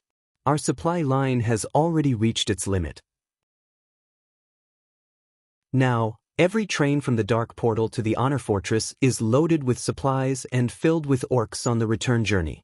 At this point, every leader frowned as they looked at the Alliance report handed over by their deputy. Tsar had officially requested for support from the Alliance, hoping that the Alliance could help move millions of orcs to the Kalandor continent in Azeroth as safely as possible. In exchange, the tribe was willing to be the vanguard in any future battle against the Burning Legion, and they would send at least half of their regular army. To a certain extent, this was also risking their lives in exchange for a future. With the development of technology, the Alliance's army was also changing from cold weapons to firearms. The problem was that firearms were still passable against the small fries of the Burning Legion. Against the truly powerful demons, firearms were completely useless. Therefore, they were now walking on two legs. Those who did not have the talent to become professionals were thrown into playing with firearms. Those who had a bit of talent still relied on swords and knives. In many narrow places, firearms were not as reliable as swords and knives. If they attacked the Dark Temple, the compensation for the casualties would obviously be astronomical. It couldn't be better that the tribe was willing to send their soldiers as cannon fodder. But this price, isn't it just food? Just give it to the tribe. Don't forget, apart from the Burning Legion, we still have the Calamity Army. Queen Kalia was the first to make the decision. The dwarves' products were only slightly less effective in the heat, but they also had enough anti-freezing equipment. The problem was that the device was suitable for -10 degrees Celsius, but it would fail at -40 degrees Celsius. This was not a problem that could be solved with antifreeze oil. If the Alliance wanted to attack Nassen's Ice Crown Fort, all their heavy equipment couldn't be used. In other words, forcefully attacking meant sacrificing human lives. It would be great if the tribe was willing to be the vanguard. It was true that the Alliance was under a lot of pressure in terms of food and economy. As long as the Horde did not start a war with the Alliance and continued to be hostile to the Cataclysm, it would be a good bet. There were 3 rich countries with the most surplus food in the Alliance. Lordaeron, who purified the eastern plague lands and revived the Tirisful Glades. New Alterac, who opened up the Hillsbrad Plains and took over thousands of miles of fertile land during the Second Battle of the Dark Portal. Stormwind, who owned the Western Plains, formerly the Western Wilderness, Elven Forest, and the 3 major grain-producing areas in the north of Stranglethorn Vale. Due to the principle of proximity, the food transported to the outer regions was basically provided by Stormwind. Stormwind was already having a hard time. However, Kalia took the lead to settle the food for the Horde immigrants. Due to the principle of advancing and retreating together, Ilusia made the decision on the spot. With the support of the 3 major grain-producing countries, the Alliance's decision was also passed. Next question. William heaved a sigh of relief. Due to the large number of orc immigrants crossing the border, there is still enough food in the outer regions for a short period of time. My logistics minister told me that the food shortage in a month's time is estimated to be no less than 300,000 tons. This question made the leaders of the Alliance frown. The Dark Portal couldn't be opened for a long time. This was because teleportation meant a huge loss of energy. Where did the energy come from? After the Cursed Land became a barren wasteland, the energy to open the teleportation portal basically came from the outer regions. The Dark Portal absorbed the surrounding energy to maintain itself. This formed a paradox. If they wanted to increase their supplies, they needed more energy. Absorbing more energy might cause Draenor's collapse to accelerate. If they were not careful, they would lose everything, and everyone in the outer regions would die together.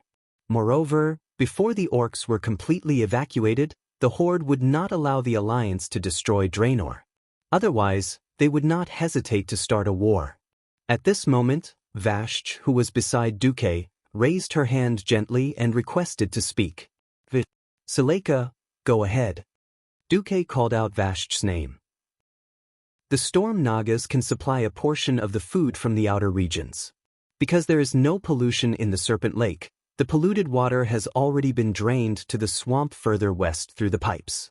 If we were to release the harvesting, Vashch glanced at Tyrande and changed her words. If we can ensure a sustainable supply, the storm Nagas can provide 200,000 tons of unpolluted fish to the surrounding 4 regions every month. What about further? William asked. The fish will rot. Duque pondered for a moment. Under the premise that we don't fish out all the fry, what is the maximum output of Zangermarsh per month? 500,000 tons. Vashch's answer made the big shots of the Alliance gasp in surprise. Duque decided. 400,000 tons per month. Half of it will be supplied in the form of fresh fish, and the other half will be supplied by the Alliance to be salted into salted fish for the Horde's immigrants to eat. No one would have thought that the Storm Nagas could actually solve the biggest food problem by relying on them. From the looks of it now, the Naga tribe had turned from the biggest obstacle to the biggest help. The Alliance had really profited. Wow, Duque, I really envy you. Let's see when the Wildhammer dwarves will also take in a vassal race to play with? Cudrin Wildhammer laughed. You can take in the harpies. Duque's words killed Cudrin. Cudrin's face turned green as he thought of the harpies who would gang up on him because of the language barrier. All right, let's stop joking. William, do you have any more questions? One last question. It is impossible for our forces to fight at full strength on both fronts. If possible, I hope to cooperate with the Horde to solve the Blade Peak and Netherstorm regions first. William pointed to the northern part of the outer regions map.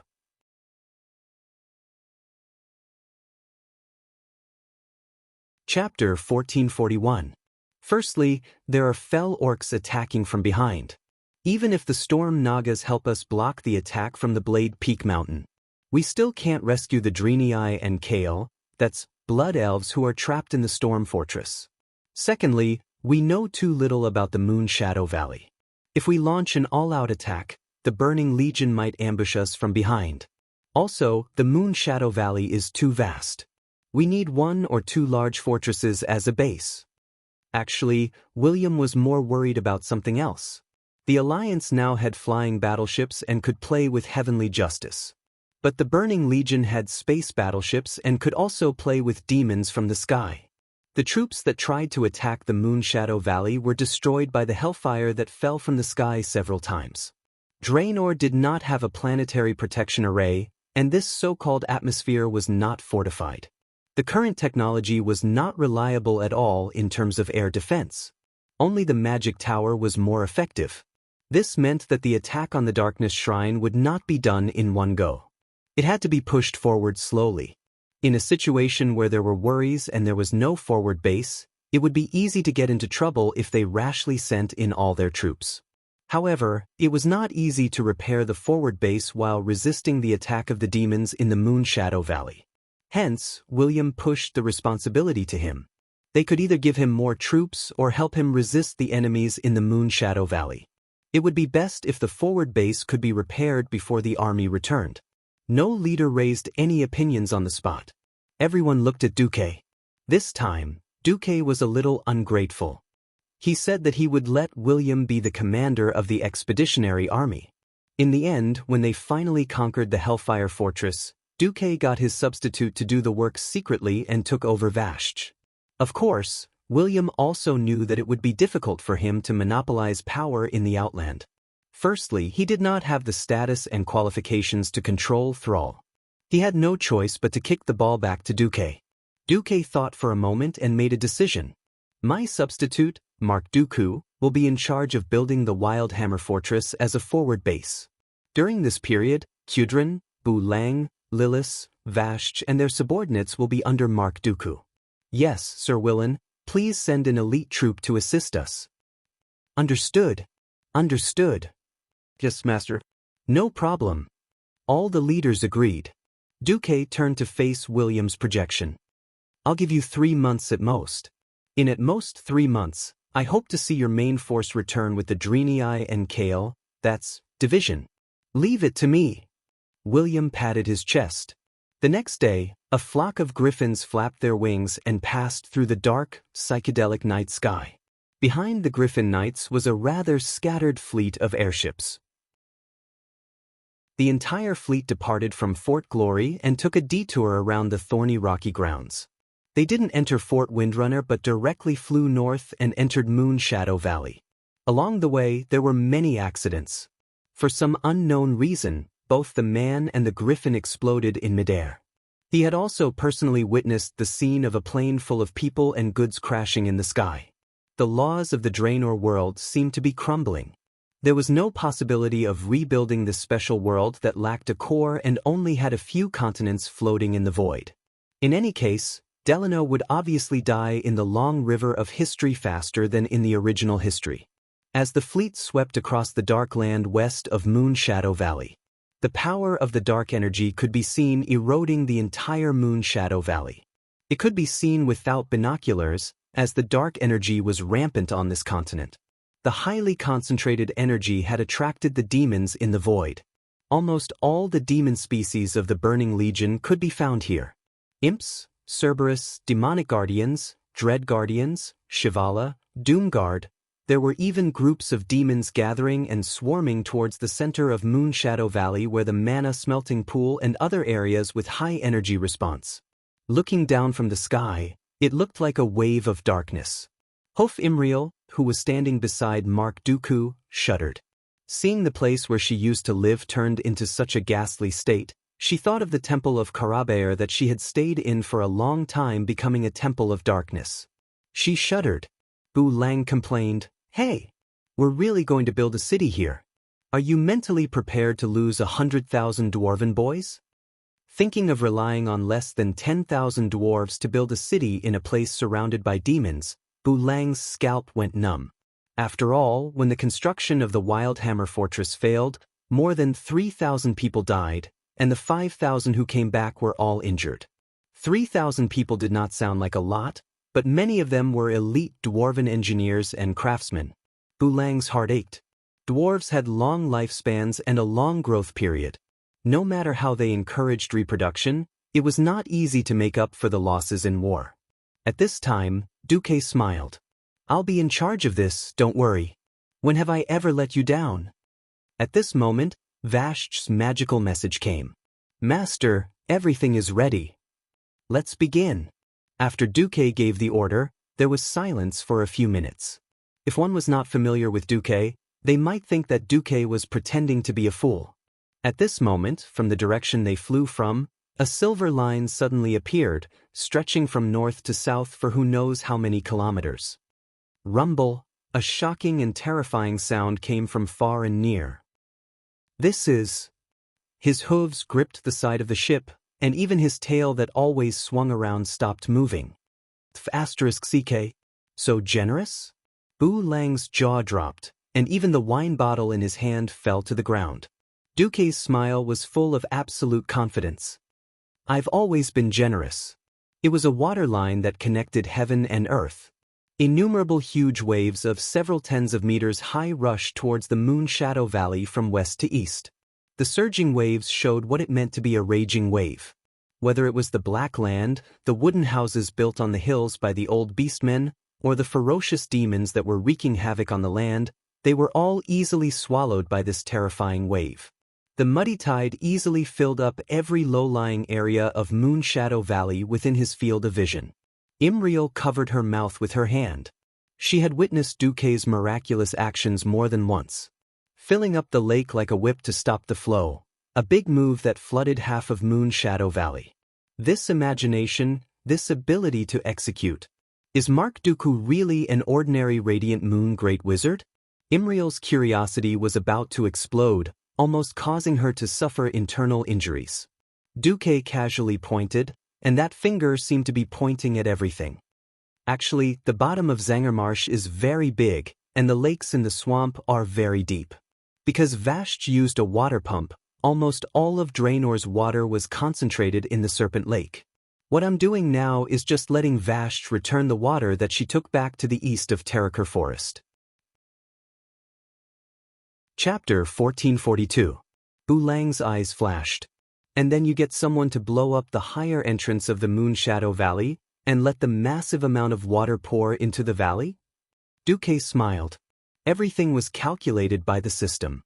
After scanning the topographic map of the entire Moonshadow Valley, the system elf prompted Duque if he wanted to do Guan Er Gudrown the Seven Armies. Duque decisively clicked yes. When he came to the Moonshadow Valley as a player before he transmigrated, he did not think that it was that bad.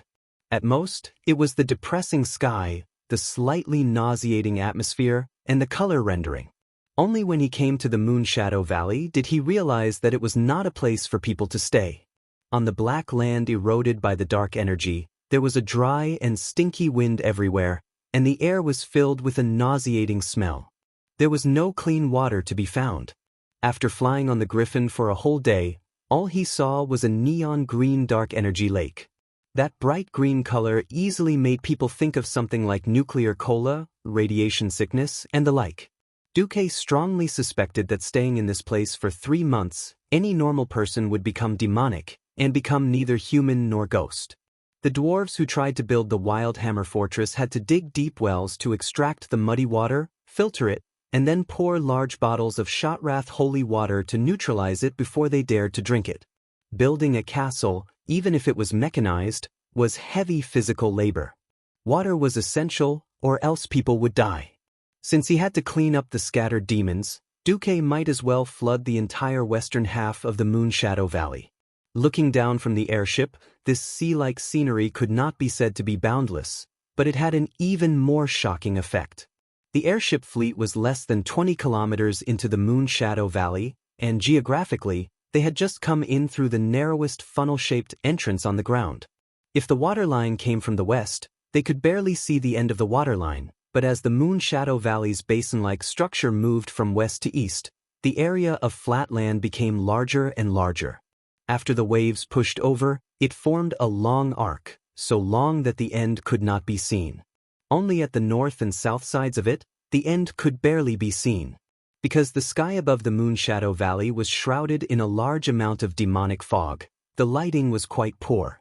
Even with binoculars, one could only see the undulating shadows. Even though he knew that it was the mountain range that surrounded the entire Moonshadow Valley, he still felt as if it was the border between the sea and the void, as if it was merely the dark oil paint of a painter's brush. Under the outline of the long mountain ranges in the north and south, there was a lake that was muddy and a bit green. It couldn't be said to be boundless, but the feeling of washing away all the rubbish was quite satisfying. The flying fleet continued to advance. After more than an hour, they arrived at the location of the abandoned Wildhammer stronghold. It was a typical hill.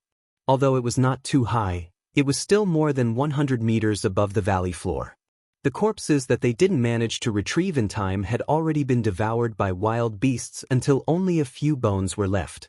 The remnants of the abandoned city walls still had the incomparably tyrannical claw marks of the evil demons. But now, everything was different. Hellfire, aren't you very powerful? Burn everything, burn, burn. Do you have the ability to evaporate this sea-like lake? Helldog, aren't you very fast?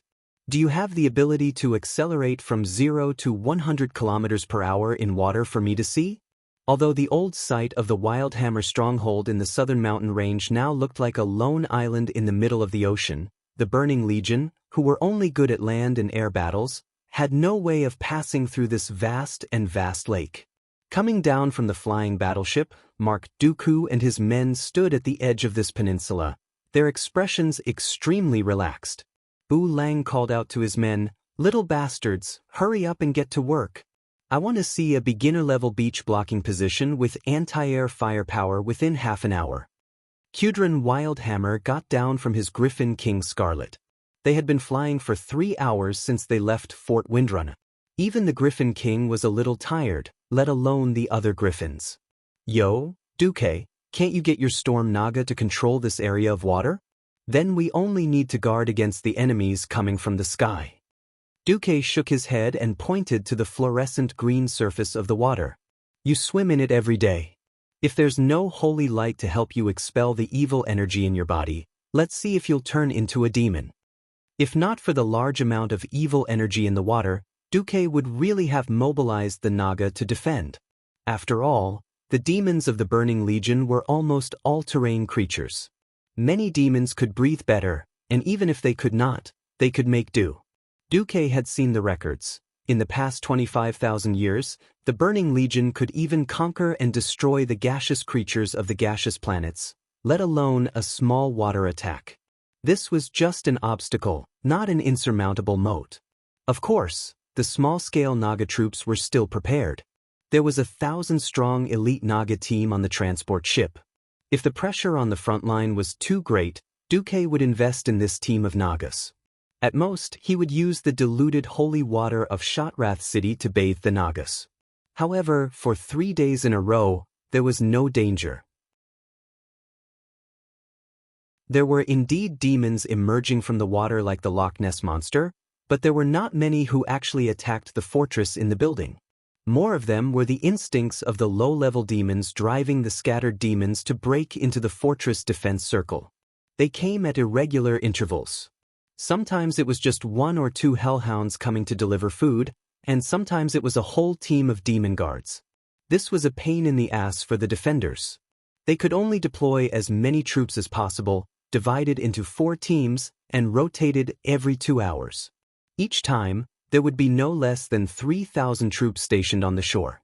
After 3 days, even if they ran to stand for 2 hours every 6 hours, the morale of the troops was clearly low. After all, no one knew how many demons would follow after the first one emerged from the water. Sending out Naga scouts was not a good move. There was a lot of green evil energy in the water, and the water was murky. The range of detection was quite limited, and there were Nagas who were killed and could not come back. Well, this is forcing me to use my ultimate move. Duque sighed. On the morning of the 4th day, on the makeshift dock, everyone saw a strange new machine that extended part of its parts into the water.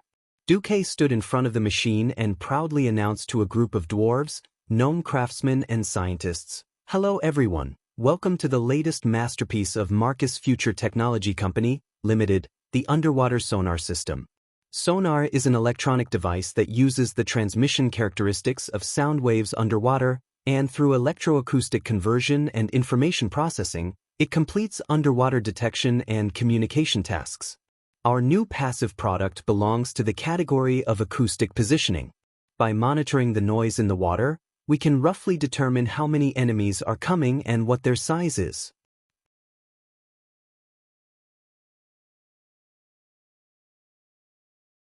Chapter 1443.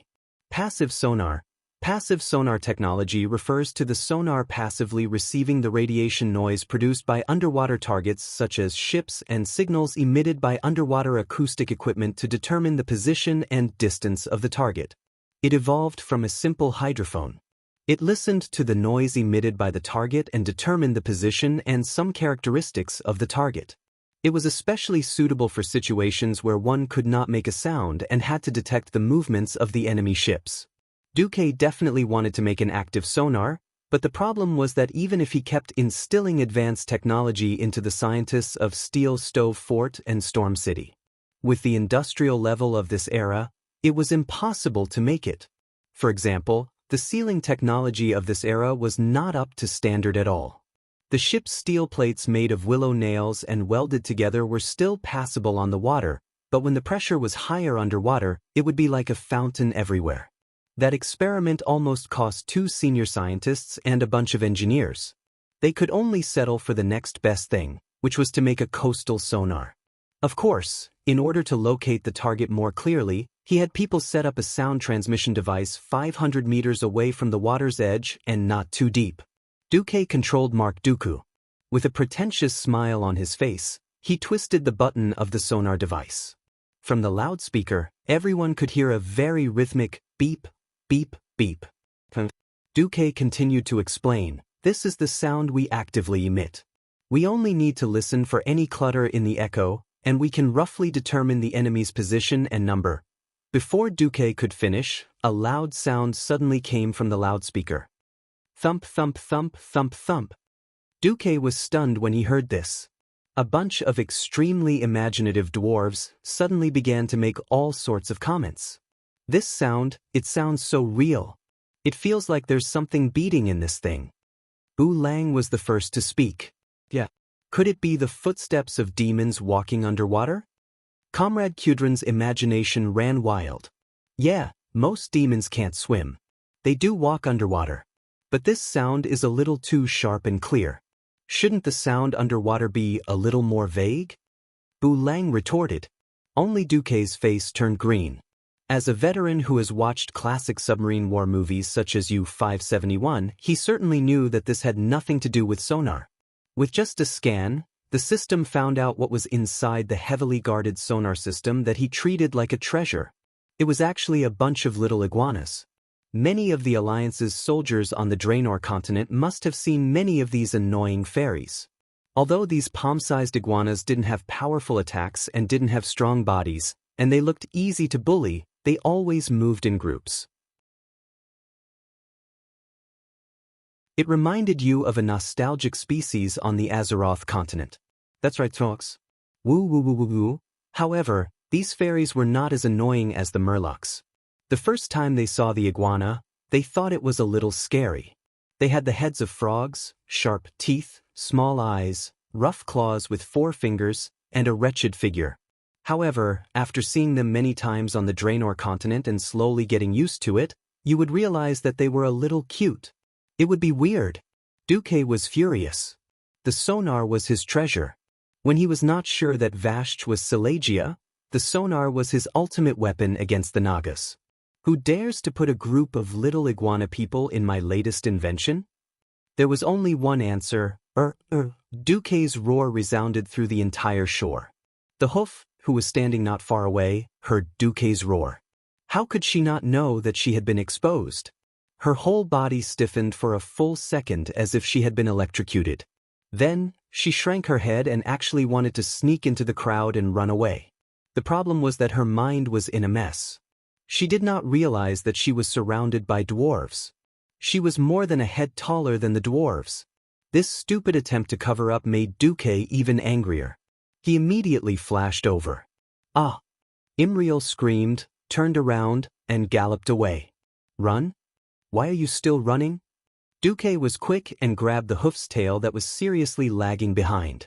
The hoof's body stiffened again as if she had been electrocuted. Duque grabbed the hoof's waist and directly lifted her like a sack of rice. Someone, disassemble the sonar system. First, get rid of the little iguana people inside. I will first teach this idiot a lesson. The hoof screamed. The holy light education of a Karabo apprentice made her not dare to lie. No, no, no, I know I was wrong. I saw that your big iron box was empty and thought it was useless. It just so happened that Wang Lin had pissed me off last time, so I wanted to give him some little iguana people. I really did not want to destroy your important new equipment. Who knew that Duke would get even angrier? Your King prank destroyed the latest invention of Marcus Future Technology Company, Limited. Begging for mercy is useless. This time, I must teach you an unforgettable lesson. Duque strode forward with the hoof on his shoulder and rushed into an empty storeroom by the shore. He sat down directly and pressed his knee against the hoof's lower abdomen. He grabbed her tail and fiercely spanked her butt. No! Don't spank me! She cried. She really cried. She had never been spanked in her entire life. Beside the storeroom, everyone was speechless. What was up with this combination? Even the Draenei garrison officer did not know what to say. They had also seen the advanced technology of the Alliance. To the Draenei universe, the technology of the Alliance was very basic. The problem was that the Draenei's own technology had been lost in the 25,000 years of escape. Because Draenei scientists had died in various accidents, most of the knowledge and technology had been lost. Many of the machines did not even know how to use, so their most reliable weapons were warhammers and holy light. Under such circumstances, being spanked was already a small punishment for their contact who had destroyed the advanced technology of the Alliance. According to the military law of the Alliance, if this Mark Dooku wanted to kill her, they would not know how to plead. 5 minutes later, Dooku came out angrily, followed by a hoof who was covering her red and swollen butt. "Do you still dare to mess around?" Dooku asked angrily. Sob, sob, sob. The hoof was crying. "I'm asking you a question." Sob, sob. "I don't dare anymore." The hoof looked aggrieved, like a young wife who had just been harassed by a hooligan. At this moment, Dooku still did not know that because he had spanked the hoof had actually covered her, but every time she saw him, perhaps in the hoof's eyes, the word hooligan had already been carved on Mark Dooku's forehead, and it could never be washed away.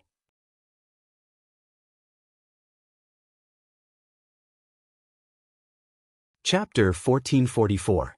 No dash. Wait, you're not going to spank me today, are you? I can work, but you have to swear that if I make a mistake today, you won't spank me. This was what happened when Dooku met the hoof almost every day. A good hoof with a bright future. In theory, he could become an archbishop's hoof.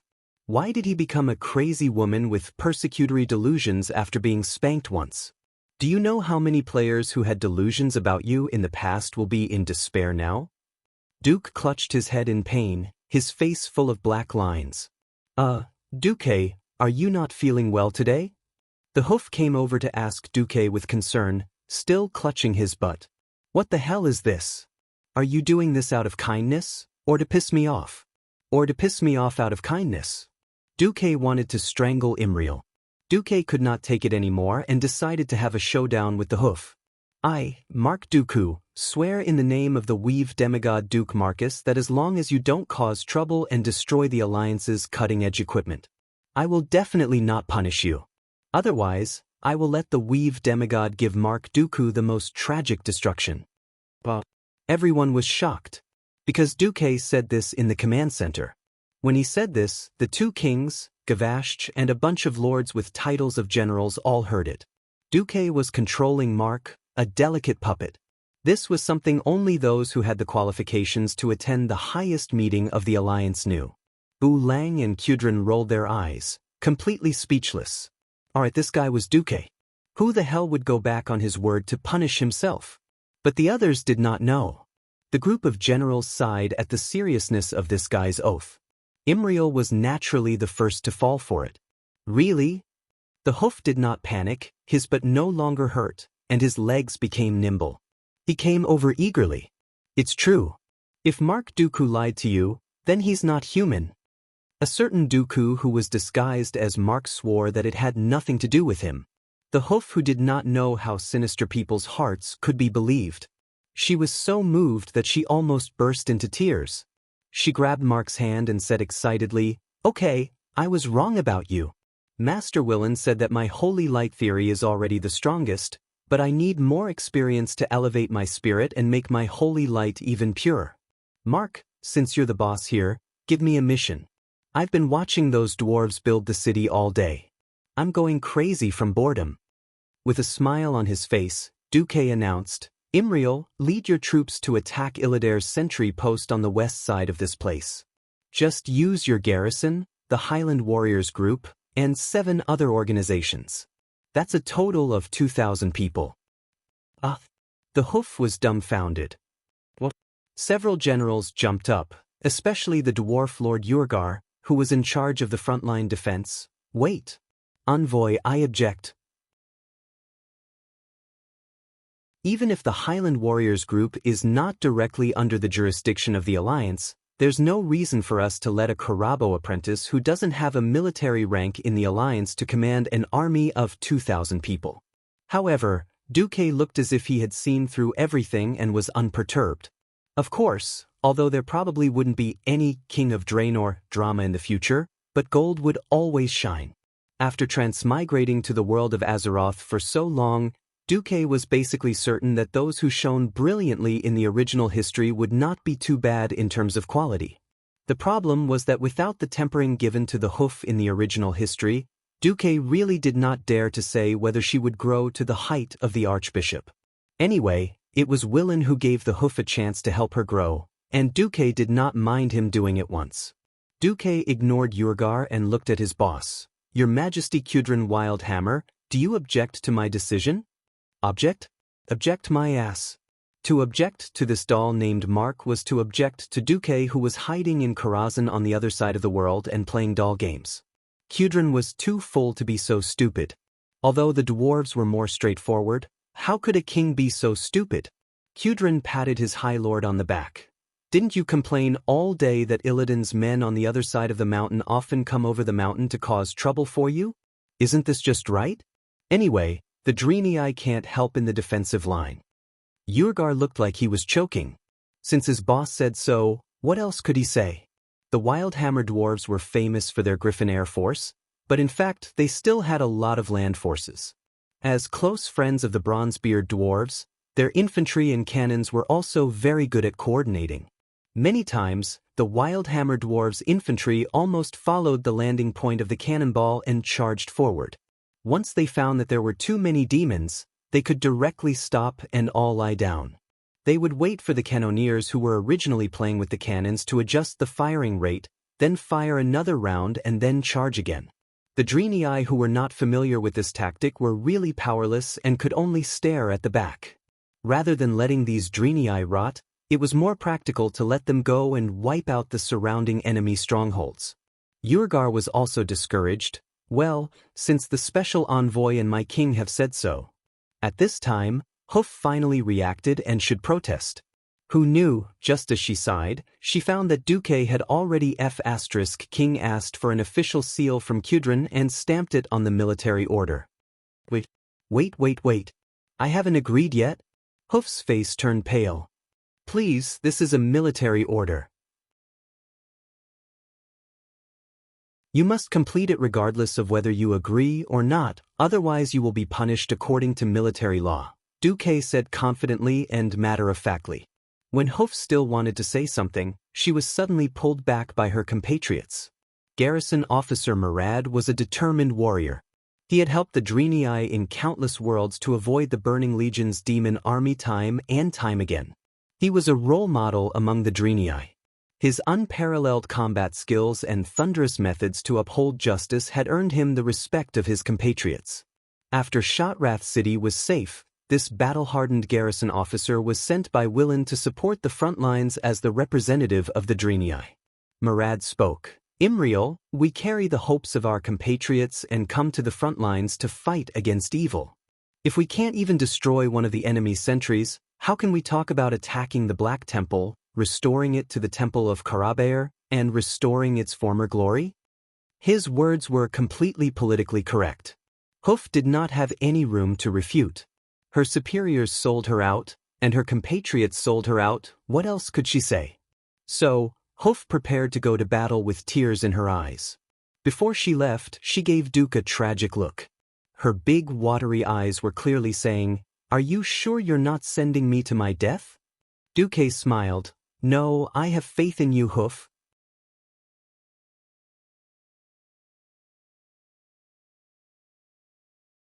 Chapter 1445. Bu Lang and Kudrin sent their men out of the command post after the Draenei's main force had set off. Bu Lang felt a little strange. Oh, is it worth it to torment a girl like this?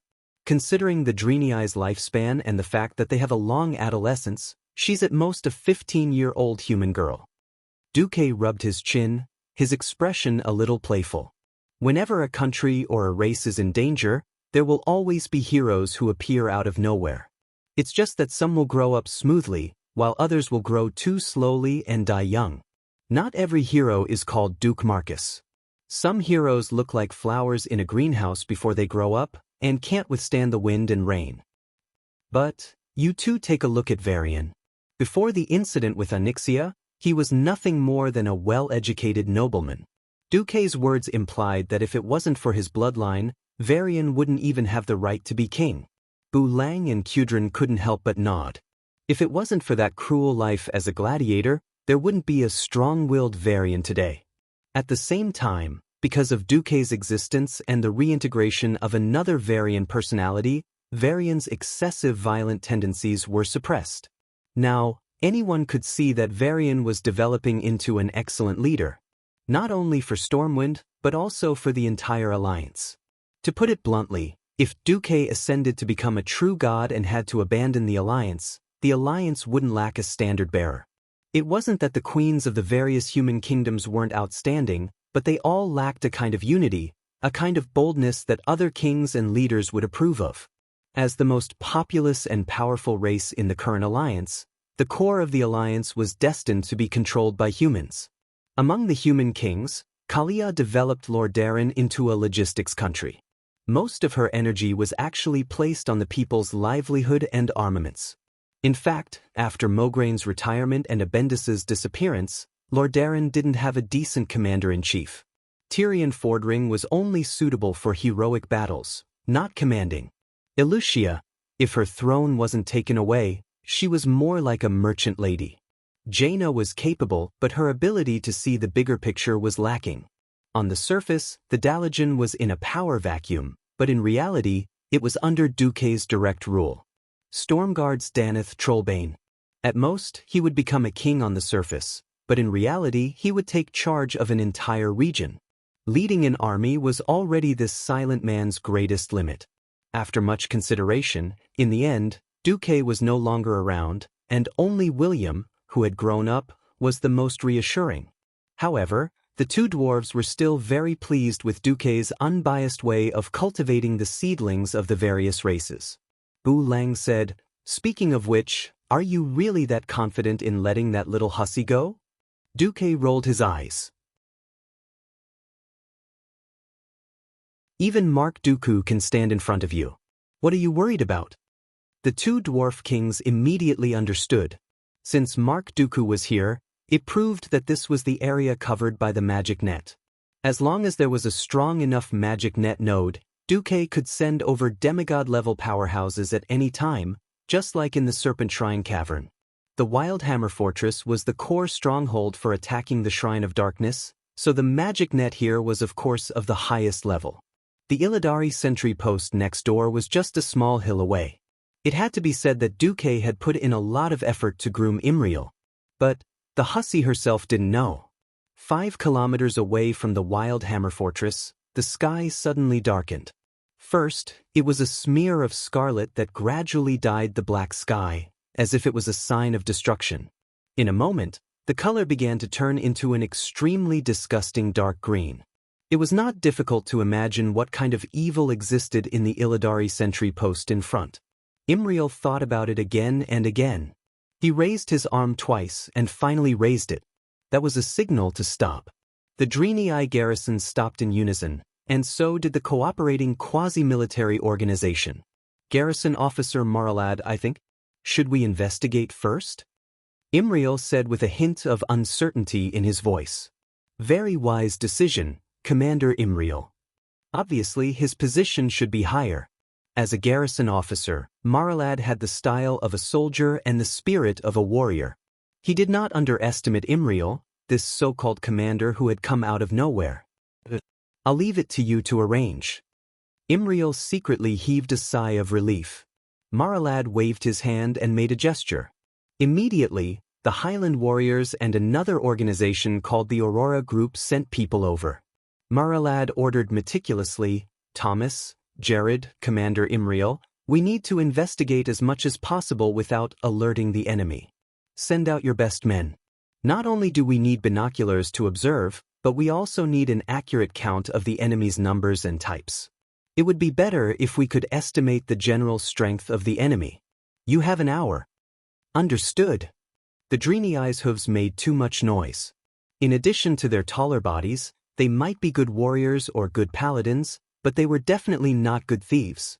In terms of investigation, the Dreenei were no match for the dwarf thieves and elven thieves.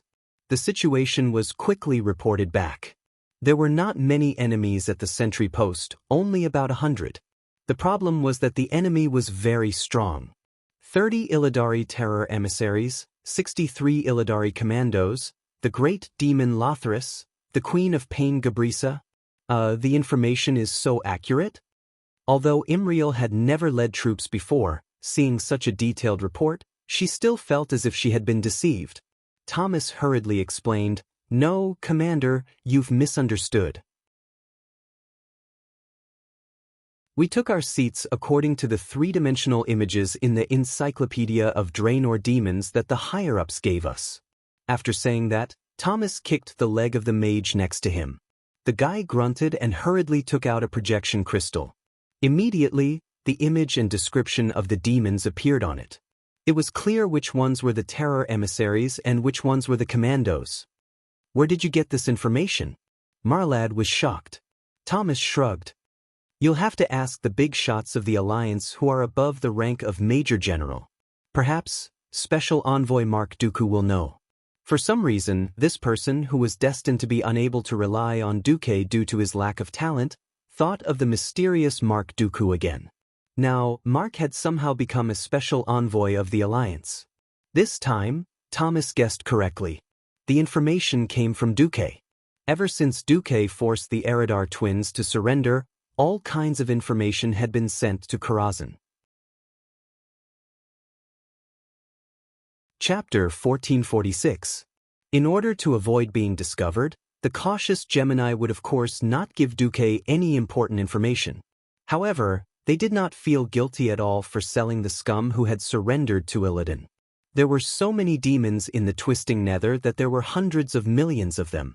Originally, these low-level demons who were not directly under a lord would not be taken seriously, so the Gemini sold them to their heart's content. His background was completely exposed. From their appearance, to their level, to their special skills. God damn it, they had everything. Anyway, if there was anything, they could just say that the infernal affairs had stolen the information from 10,000 years ago. After all, demons who could become elites and above basically had a lifespan of more than 10,000 years. Imriel saw that the other side had a smurf boss and an elite. She estimated and frowned. Marad was the only heroic powerhouse on her side who could fight. If they rushed in recklessly, it was very likely that they would suffer heavy casualties. "Do we have any reinforcements?" At this moment, Imriel's face was no longer as lively as before. It was full of seriousness. After all, she was carrying the lives of more than 1,000 of her compatriots on her shoulders. If she made a mistake in her command, it would be the end of these compatriots. "Yes," Marad replied. "The higher-ups have prepared artillery support for us from the flying warships. Since they are not directly under the Alliance, once we call for reinforcements, once we win, a portion of the merit will be given to them." Imriel seemed very decisive. Compared to the illusory merit and fighting against demons who would not really die, she valued the lives of her compatriots more. At this moment, Dooku, who was observing Imriel in Karazhan, rubbed his chin with a very playful expression on his face. "Master, do you think this little Draenei girl is very promising?" Vashch, who was standing beside him, smiled like a flower. "Do you want me to help Master teach her a few moves? Help Master cultivate a capable female subordinate." Dooku rolled his eyes at Vashch, his eyes full of warning. Vashch suddenly stopped talking. Vashch was indeed a capable and good maid. The problem was that this girl was born in the most corrupt High Elven palace, and had been in the deep sea for almost 10,000 years. Many things would become complicated because of her habitual thinking. Dooku didn't want such a good seedling to be led astray by Vashch. How should he put it? With him, Dooku, there definitely wouldn't be any king of Draenor. Using his own methods to nurture Imriel, who was supposed to be successful, the sense of accomplishment was no less than building a complete and majestic fortress with his bare hands. Dooku said, "If you're that free, go prepare the second phase of the plan. If you really fail, I'll skin you alive." "Yes, yes, yes. I will obey Master's orders." Seeing that Dooku was in a bad mood, Vashch tactfully lifted her white maid skirt. She did not leave, but stood quietly to the side. Vashch noticed that Vanessa, who was always in the way of her and Dooku's game of a bite of the tongue, was no longer there. In the Moon Shadow Valley, Imriel's expression was very interesting. Because the person who popped out of the magic communication mirror was a Pandaren. Ah, is this the first time you've seen a Pandaren? We don't live on the main continent of Azeroth, so it's normal for the Draenei who have just joined the Alliance not to have seen us. Alright, enough with the nonsense. Dear Commander Imriel, the Stormwind Special Experimental Unit, Royal Brothel Team, is at your service. Pfft. At this moment, Hoof spat. Although she knew that those organizations that were officially recognized or subordinate to the Alliance had all kinds of strange names, she did not expect that other than the reliable Highland Warriors team, there would be such unreliable ones. What? Hoof's eyes widened as she stared at the slightly wretched Pandaren in the communication mirror. Sorry. Sir Commander, although our 3 flying warships are all unofficially equipped warships, the name Royal Brothel Team was accidentally mentioned by the great commander, Duke Marcus. We all thought it was very good, so we used it. After a quick and simple explanation from the captain with the strange name of Nicholas Junyuki, Imriel barely knew the origin of the royal brothel. Since ancient times, in the official literature and records of all the human navies, every warship was described as a female she. So, every ship was a ship girl. But you have to think about it this way. When you meet these cute girls, do they keep saying that this is your wife and that is your wife all the time? Is that right? Can't their wives be OXX? If you play with these ships alone, then they are your harem. But ships can't be operated by one person. That means you are not the only one playing, so this is a brothel. Junyuki waved his black bear paw and said loudly, so, the great commander, Duke Marcus, said on the deck of this stupid Queen Ilya, that this is the great royal brothel, not an air force that you can come and go as you please. At this moment, Imriel was devastated. She really did not know that humans and Pandaren would have such strange fetishes. In her young heart, a big warning exclamation mark was drawn on the commander of the Alliance whom she had never met, but who gave her an extremely unreliable feeling. At the same time, whether it was Duque in Karazhan or Mark Dooku in the Wildhammer Fortress, because of the telepathic synchronization, they both flipped the table in front of them. Bullsh*T. I said at that time, this is the Royal Air Force, not a brothel that you can come and go as you please. Someone come. When this guy called Junyuki comes back, give him an oxygen tank and let him swim in a cesspool for an hour. If Duque was not the leader of the Alliance, this kind of thing could really be a big deal. The royal family and the royal family were 2 different things. Royal was a title that only Thoradin the Great Arather Empire could use. Of course, after the people below heard that Duque had settled multiple queens, they also jokingly called Duque the Emperor. If it was not the Emperor who could settle multiple queens, it was another matter to say that the Royal Air Force of the Storm family was a brothel. Duque hated this group of people with big mouths. Of course, Junyuki was definitely not the only one who talked nonsense, but he could only kill the chicken to warn the monkey. In fact, the so-called Royal Brothel Team was a special combination of 3 ships, the Special Experimental Flying Battleship, Warweary, the stupid Queen Ilya, and the Flying Battlecruiser, Hood.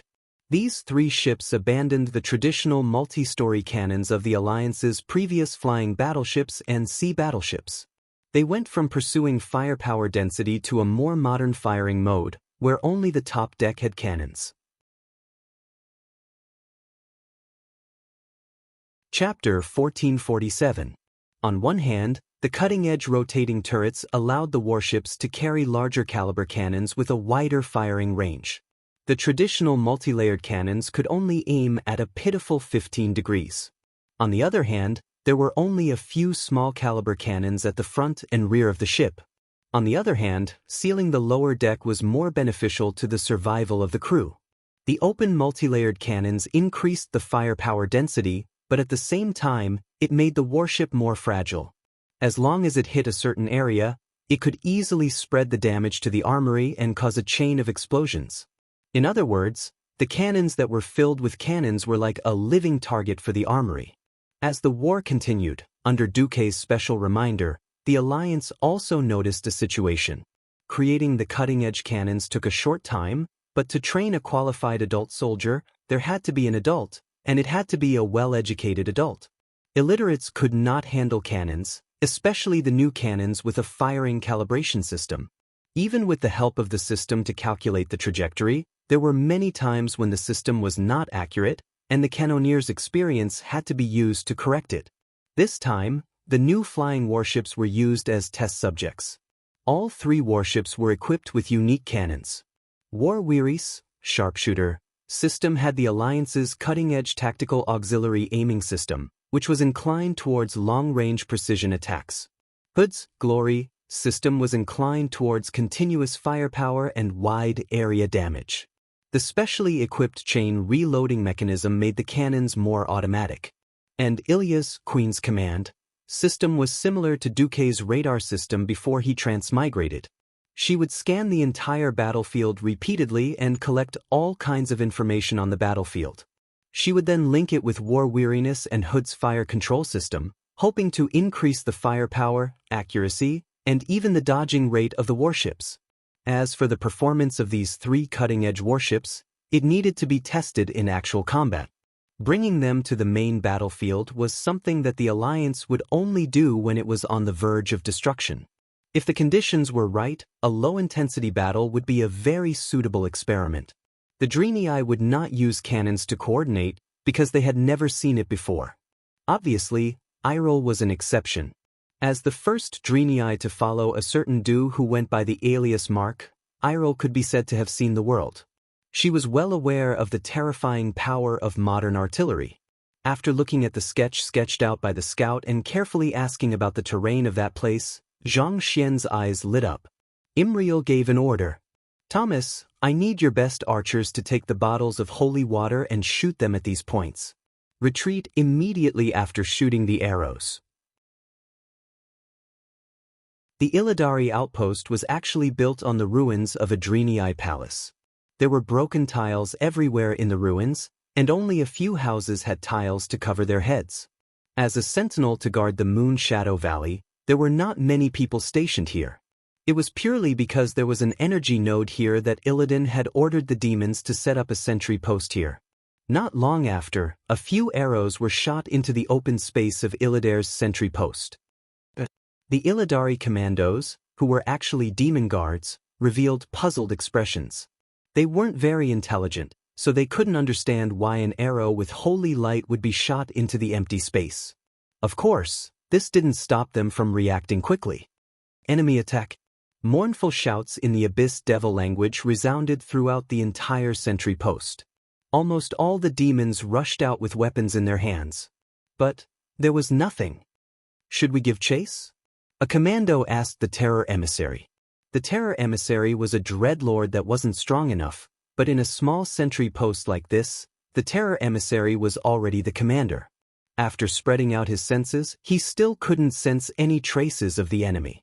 Finally, the Terror Emissary ordered, "Stay alert."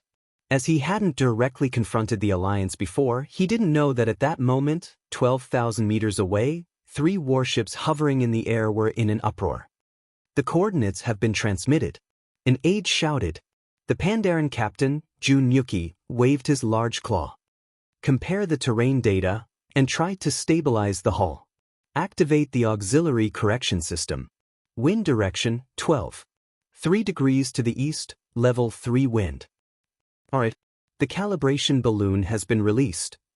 Everyone listen up. The main cannon will fire in 60 seconds. In a small valley 2 kilometers away from the Illidari outpost, Imriel was extremely nervous.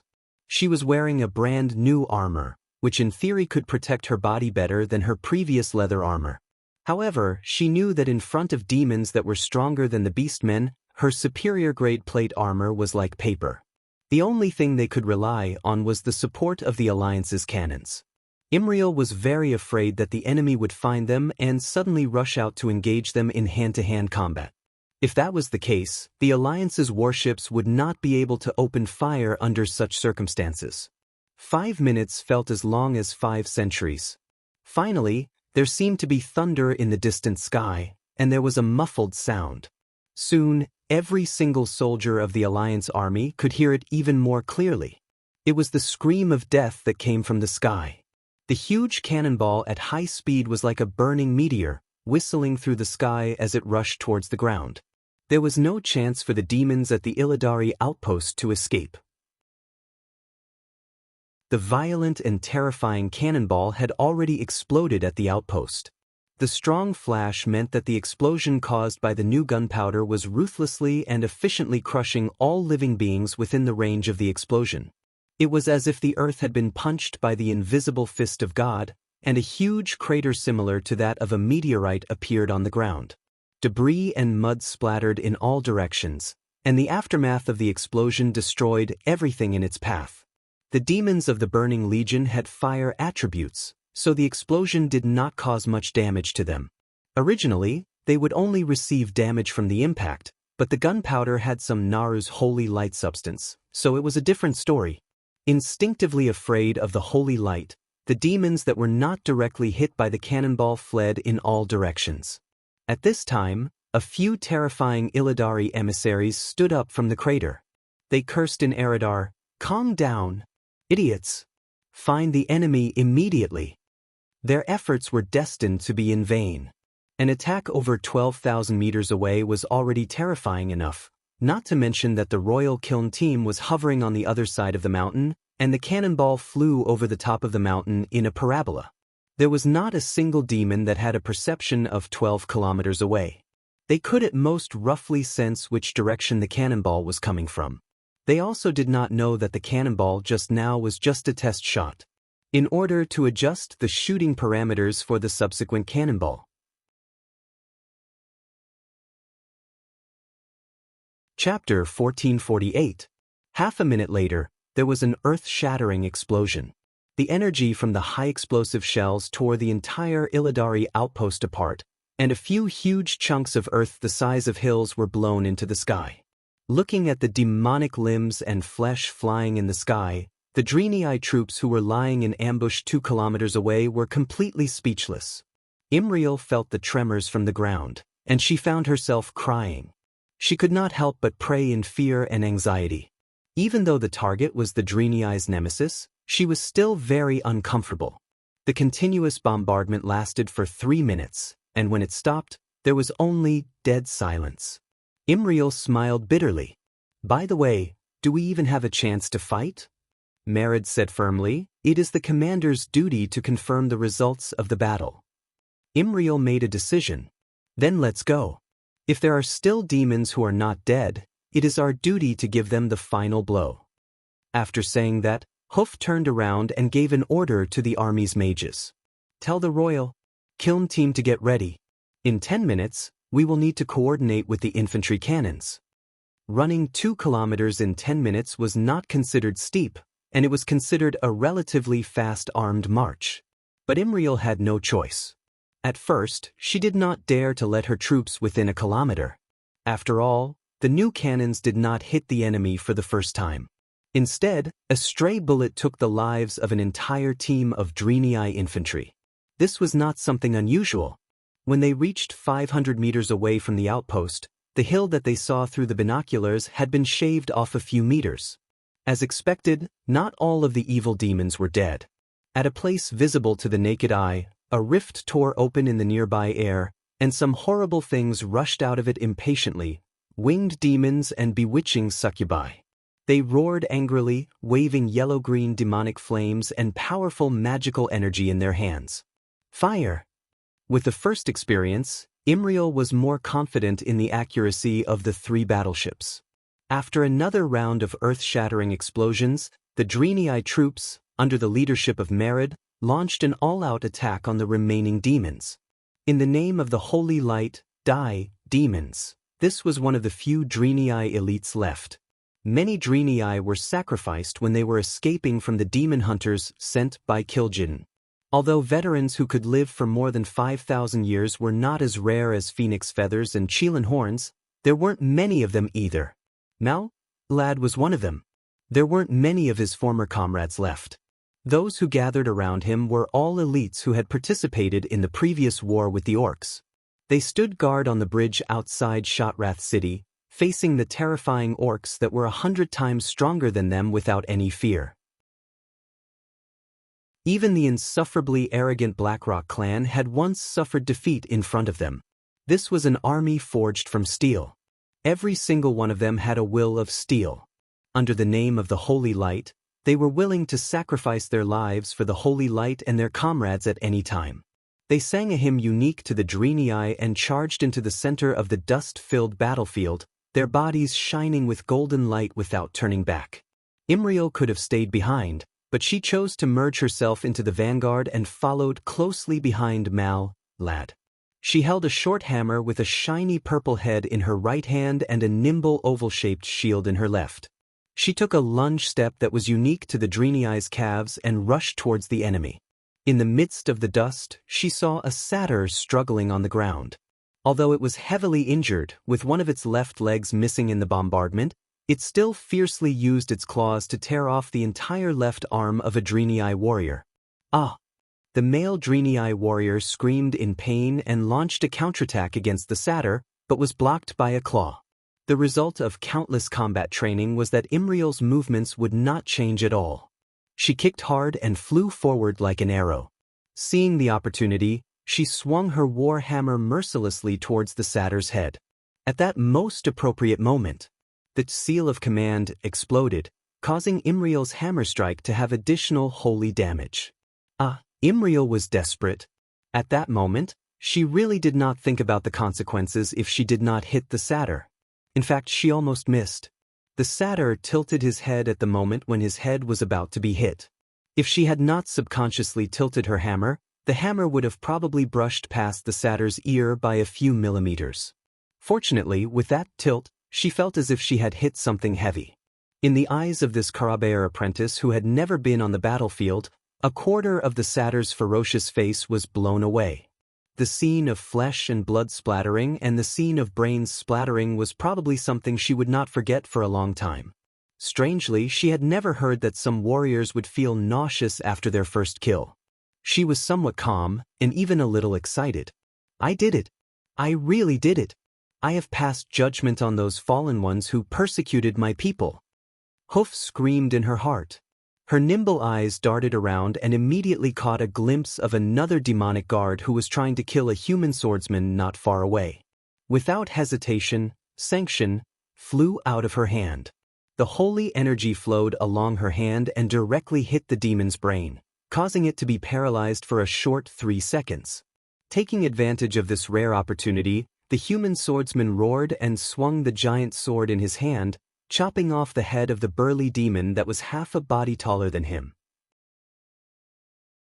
In the Wildhammer Fortress, the big shots who saw this scene through the magic surveillance screen were amazed. Bu Lang said, "Not bad, this little hoof. If not for her inexperience at the beginning, I would not have been able to confirm that this was her first time on the battlefield." Kudrin took a sip of liquor. This talent does not seem to be any worse than a Bendis back then. As a new recruit, this was already a very high evaluation. Marshal Abendis was never known for his strength. That was because he had the 5 Silver Saints above him. There were too many top-notch people, so he was forced to be rated as a second-rate knight. Kudrin's evaluation of Imriel was not low.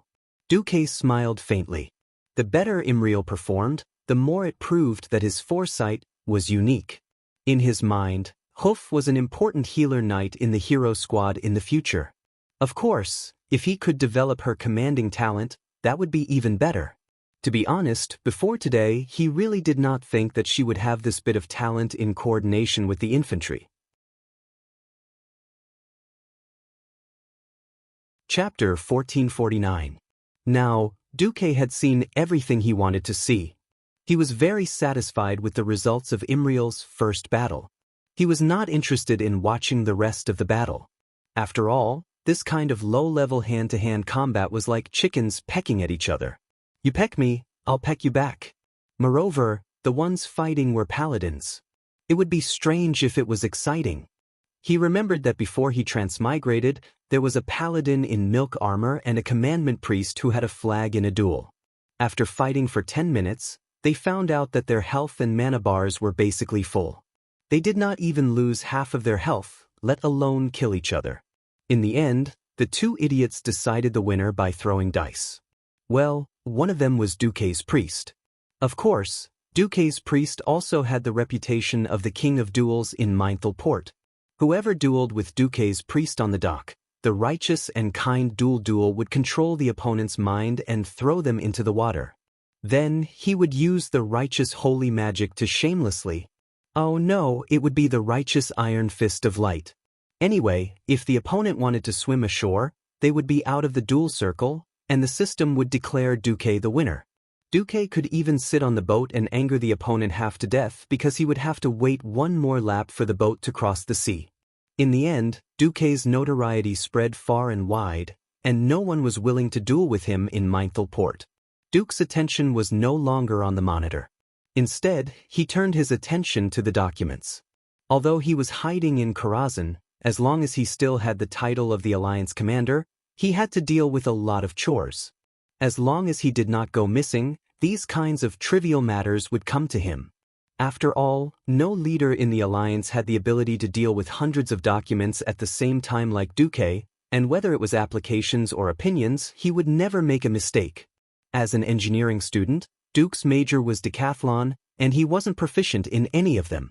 From boilers to automation, from power distribution to engineering budgets, there was everything. Thanks to the overbearing system ELF, all the knowledge that Duque had read in the past, even the knowledge that he thought he had forgotten, was dug up by the system from a dusty corner and applied to it. Sigh. I can't help it. Who told me to have such a useless host? The system ELF complained from time to time. Shut up. Duque rolled his eyes. With the help of the system, Duque alone was equivalent to a logistics department of 300 people. In addition, many things had to be approved by the Supreme Commander, so this ability was even more precious. Before Duque appeared, logistics was a black hole. Not to mention the so-called logistics of the old tribes, where they could eat wherever they went. That was a typical example of living off the mountains, living off the rivers, and living off the soil. In any case, locusts were like locusts, eating whatever they could get their hands on. Once they encountered a barren area, they would be finished before the enemy even attacked. No one could manage the logistics on the Alliance's side, and no one could manage it. According to the feudal system, the management of garbage warehouses, and the calculation method that didn't even have Arabic numerals, the king himself didn't even know how much food could be transported to the battlefield. There were even cases of logistics personnel embezzling food and selling it to the merchants who accompanied the army. Then, the merchants added a discount on the price and sold it to the king.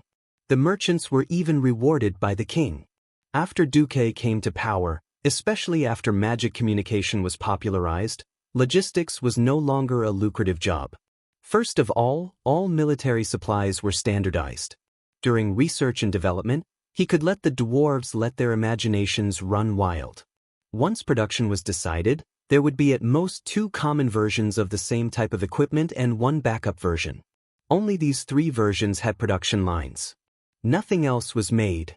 It was like a German mechanized infantry division in World War II on Earth that had more than 10 types of armored vehicles, or a certain Japanese machine gun that used clips to feed bullets. Duque scoffed at such a stupid idea. Only by standardizing and reducing the variety could the logistics burden be minimized. Next was a more scientific method of calculation. Entry and exit were all calculated, and it required the signatures or seals of the warehouse manager, the supervisor, and the person who extracted it. If one signature was missing, only the other 2 would be needed. Next was dry storage. Who didn't know how to do that? Yes, the Alliance sent clear instructions to teach the people how to choose warehouses, where to dig holes, how to dry and ventilate, how to prevent rain and moisture during transportation. Finally was the research and development of new weapons. With the development of technology, there were always some things that were awesome when they first came out, but were immediately destroyed when the opponent was changed. For example, in the Second Battle of the Dark Portal, the Alliance's FFF Regiment Flamethrower still had many orcs waking up in the middle of the night. They even shouted, "FFF Regiment is here," and there was a tragic scene of old orcs collectively exploding into a frenzy. Now that the war was advancing, when the Alliance took down Hellfire Fortress, the once invincible Flamethrower in group battles, urban battles, And whatnot suddenly became useless. Who would be the one to destroy a naga that played with water?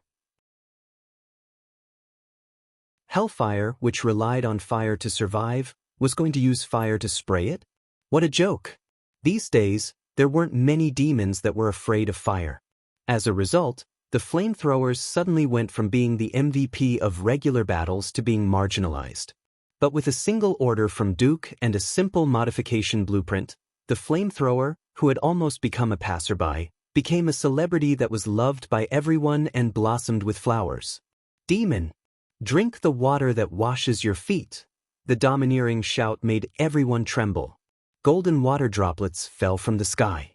Colorless and odorless, but full of a holy aura.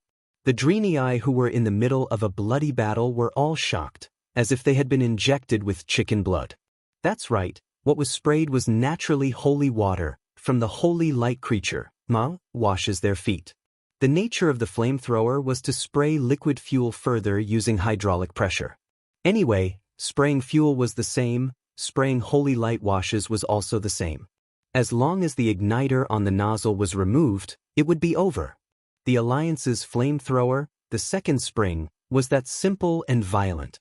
This thing could even be used by new soldiers who had trained for half a day. But the effect of using it was surprisingly good.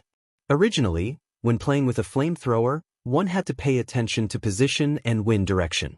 If a moron sprayed upwind, that would be a classic example of playing with fire and getting burned. But spraying holy water was basically harmless to the Alliance soldiers. Only a small portion of the Forsaken would be hit.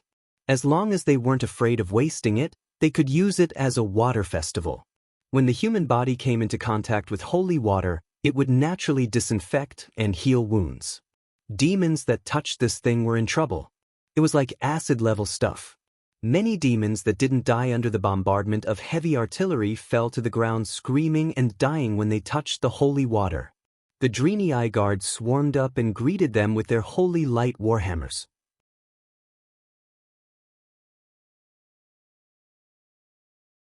Chapter 1450. There was no such thing as a single weapon that could win a large-scale war. It was not just about manpower and resources, but also the research and development of weapons and equipment. Since ancient times, it had always been the case that the overall strength of a nation determined the outcome of a battle. To be able to produce weapons that could restrain the enemy's main force within a certain period of time was already something worth celebrating. Battles between soldiers would obviously end with the victory of the Allies, but battles between the strong would be a different story. The people of Eridar, who worshipped evil powers, and the people of Draenei, who worshipped the holy light, had been in love and killing each other for 25,000 years. Both had their own ways of dealing with the other. Low-concentration holy water could bully low-level demons, and it had a certain effect on mid-level demons, but it was a different story for high-level demons. Everything else aside, just the high-order demon's black protective shield that was as faint as a fog was enough to keep any holy water from entering. It was more like two opposing energies canceling each other out. After a few heavily injured Illidari emissaries were smashed to death by Marid's hammer, the enemy's manager finally appeared, Dreadlord Lothras. Other than the few at the top of the rankings, the Dreadlord had become a synonym for a boss. Duque stood at the top, so of course he could say that it was a fight between weaklings. But the reason why the Dreadlord could be crowned with the title of Dreadlord was because he was an existence that could not be dealt with by normal soldiers and beginner professions. With a cold snort, the Dreadlord's signature, rotten stink bug swarm, directly caused the dozens of holy knights within 100 meters to choke on their throats, causing them to fall to the ground in pain. Out of the way! The muscular man, Marid, roared as he waved his war hammer, which was shining with a golden radiance, and engaged in a fierce battle with Rosiris. There was more than one Lothras on the sentry side. A demon with the appearance of a succubus appeared. She waved her evil long whip, wrapping it around the necks of the Draenei warriors, cruelly killing them.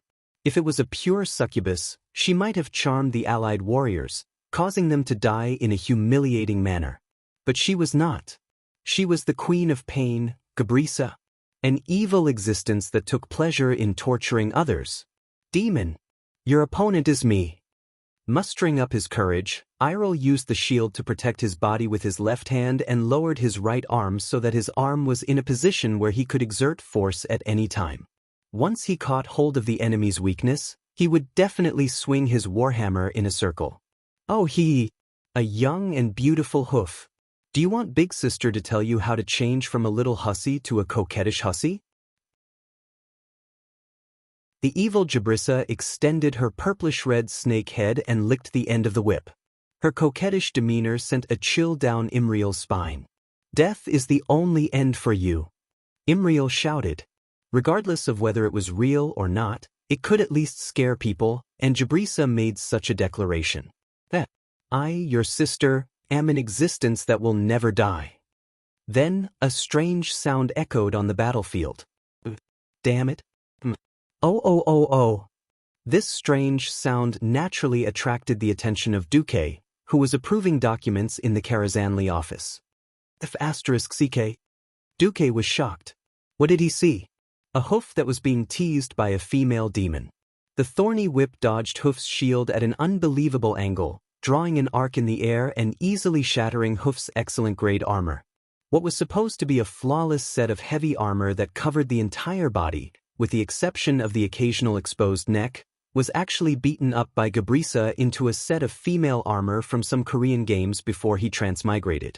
Well, it was the kind of armor that had pauldrons and leggings, but the crucial parts were only left with 3 points.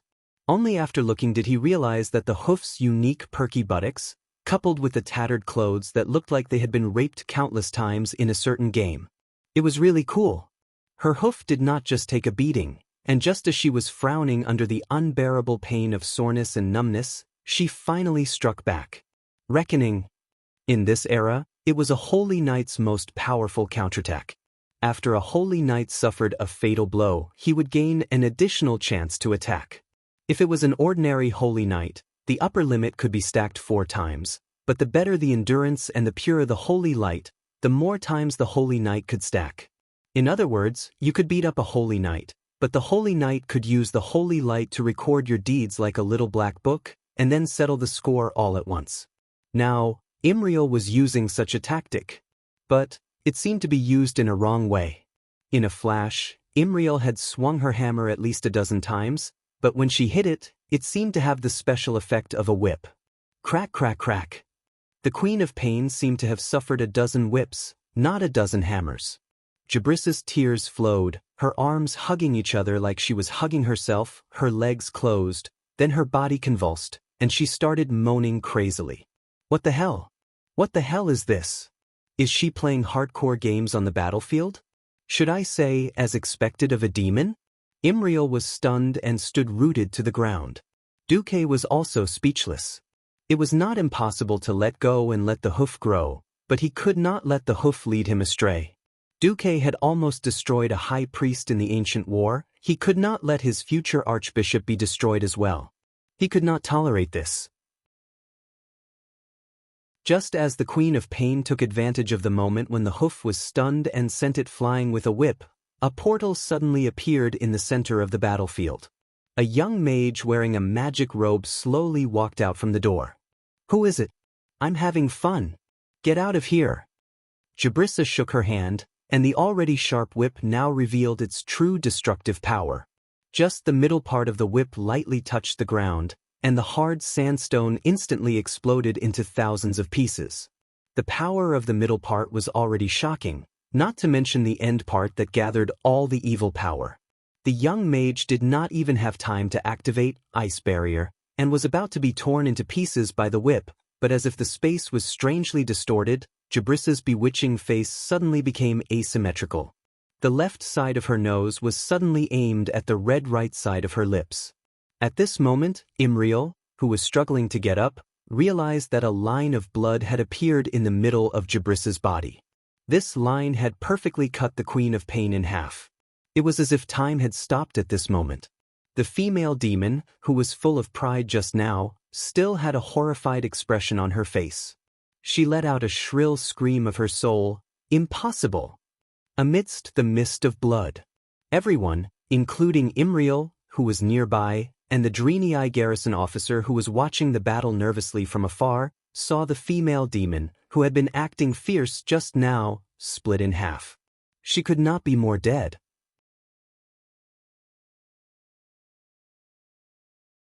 Chapter 1451.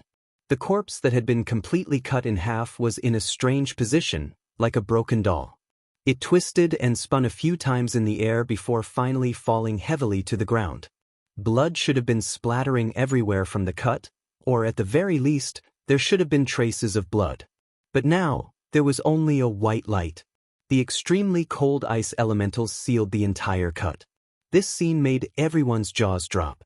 The hoof's expression froze for a full 3 seconds before she said, "Mark, I didn't know you were so strong." Only now did everyone realize that it was the Alliance's envoy, Mark Dooku, who had appeared out of nowhere and killed the demoness in one shot. Duke glanced at the situation on the side. Merrill and the Dreadlord were still fighting each other. If he didn't intervene, there would be no clear winner in a short period of time. So he didn't care anymore. Turning around, Duke looked at the hoof, who was still in a daze. "Are you all right? You didn't send me to die?" The hoof asked out of nowhere, almost causing Duque to roll his eyes in anger. "I've already saved you, and you're still asking me this?" No, the hoof's IQ was now as high as 5 points.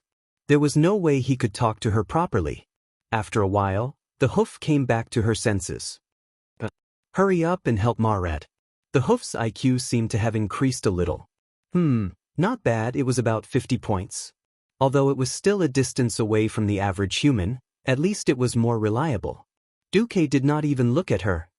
"Imriel, let me tell you a little common sense. When the situation has been decided, leaving the battlefield to the real heroes is the glory of a man." "Oh." The hoof nodded as if she understood. On the other side, the Dreadlord, Rosiris, was actually scared out of his wits. Others did not know how powerful Duque's move was, but Rosiris, whose power was barely equivalent to that of a low-level Void Lord, had the ability to tell. That was at least a Breaking Dawn, and not an ordinary Breaking Dawn either. It was a powerhouse who was infinitely close to the demigod realm. How did the small humans produce so many powerhouses? Rosiris did not have the time to care. He only knew that many of his compatriots had died in Azeroth, and even their souls could not return. Now, the grass on his grave was 3 feet high, and he had given away his great power to others to play with. Demons were never loyal. The only thing that could make demons obey was power. None of the demons thought highly of Illidan, but Illidan, the lackey of the army, seemed to be quite strong, so they reluctantly served him. Rosiris was already very unhappy that he was sent to this remote sentry post. However, he was not strong enough, so he naturally could not claim a certain floor as his own territory in the Darkness Shrine. Now he wanted to run. However, he suddenly discovered that the space around him had been sealed. Just how strong was this mysterious mage? On the other side, Duque had no time to deal with a mere Dreadlord. However, since he had already seen it, it would be too shameful for him to let the other party escape. In any case, with the difference in rank, he could easily use the elements of the weave to disperse the arcane elements in the surroundings, making teleportation impossible. Of course, this was obviously bullying an opponent who was of a lower rank. Duque did not care and looked at the broken hoof. Rarely the hoof actually blushed. "Don't look. Am I in a sorry state now?" It would have been better if Imriel had not reminded him. Now that he had mentioned it, Duque looked at the hoof carefully. The brave girl was filled with holy light and swung her warhammer at the evil Queen of Pain, but she was ruthlessly taught a lesson by the other party's whip and almost became a masochist. This broken armor. It was like a rag that had been repeatedly trampled on. Alright. Duque shamefully became an honest and reliable young man for once. He took off his cloak and put it on the hoof. He casually cheated. Strictly speaking, he did not make a move. However, his eyes traversed the endless space and landed on Rosiris, who had temporarily become the demon king of misery. It had to be known that since there was a weave of the highest level in the surroundings, this land was equivalent to being in Duke's domain. A powerful demigod staring at a small dreadlord was no different from a cruel spider staring at a prey that had fallen into its web. As the prey, all that was left was fear. The Dreadlord was supposed to spread fear, but now he was overwhelmed by it. What a joke! Yet, it had happened in an incomparably real manner. Rosiris, who had been attacking continuously and seemed to have the upper hand, quickly made a fatal mistake. He used too much force in his attack and lost his balance. Marid, who had been through tens of thousands of years and had honed his skills through countless battles, was a veteran. He could tell that the enemy had really made a mistake and was not baiting the enemy. Marid immediately showed Imriel the correct way to use Reckoning. Reckoning could launch a storm of attacks in a short period of time, but these additional attacks could be blocked. In order to increase the damage taken by the enemy, before activating Reckoning, one had to hit the enemy's head with Holy Light and use Sanction to stun the enemy before activating Reckoning. This was the standard way to maximize damage. His explosive muscles swelled to the limit, and his burly body covered in heavy armor made an unimaginable thief's quick attack movement. In an instant, the Dreadlord, who was as tall as a building, was smashed into meat paste by the Holy Light Warhammer. His entire upper body, along with his armor, was smashed into an unknown mixture. The battle was over. Oh, we won. Praise the Holy Light. Haha. Cheers could be heard everywhere. He covered his cloak tightly with his hooves, as if he was afraid that he would be exposed. He didn't feel it during the bloody battle, but now that a gust of wind blew, his buttocks hurt. It was obvious that the Queen of Pain had drawn a lot of terrible places. Now that they had won, there was no need to trouble Duque with such a small matter as cleaning up the battlefield. After returning to the Wildhammer stronghold that was under construction, Duke thought that everything would be fine. Who knew that when night fell, Hooves would come to visit him on tiptoe? It's so late. What's the matter? Hooves stammered. I was injured during the day, but both myself and the priests in the fortress said that they could not cure it. They said that only warlocks could cure it. But there are no warlocks in the fortress. Bronzebeard Prince asked me to find you. What injury? Why is it so troublesome? Duque was curious. Usually, the Holy Light was the nemesis of shadow power. Even if it was not effective, it could be forcefully neutralized with a higher quality or a larger amount of Holy Light. There were no heroic priests in the fortress, but there were still a few high-level priests. Even they could not handle it. You're tuning in to the Wang Lin's Journey YouTube channel. Don't forget to subscribe and join us on this journey to catch the most captivating stories.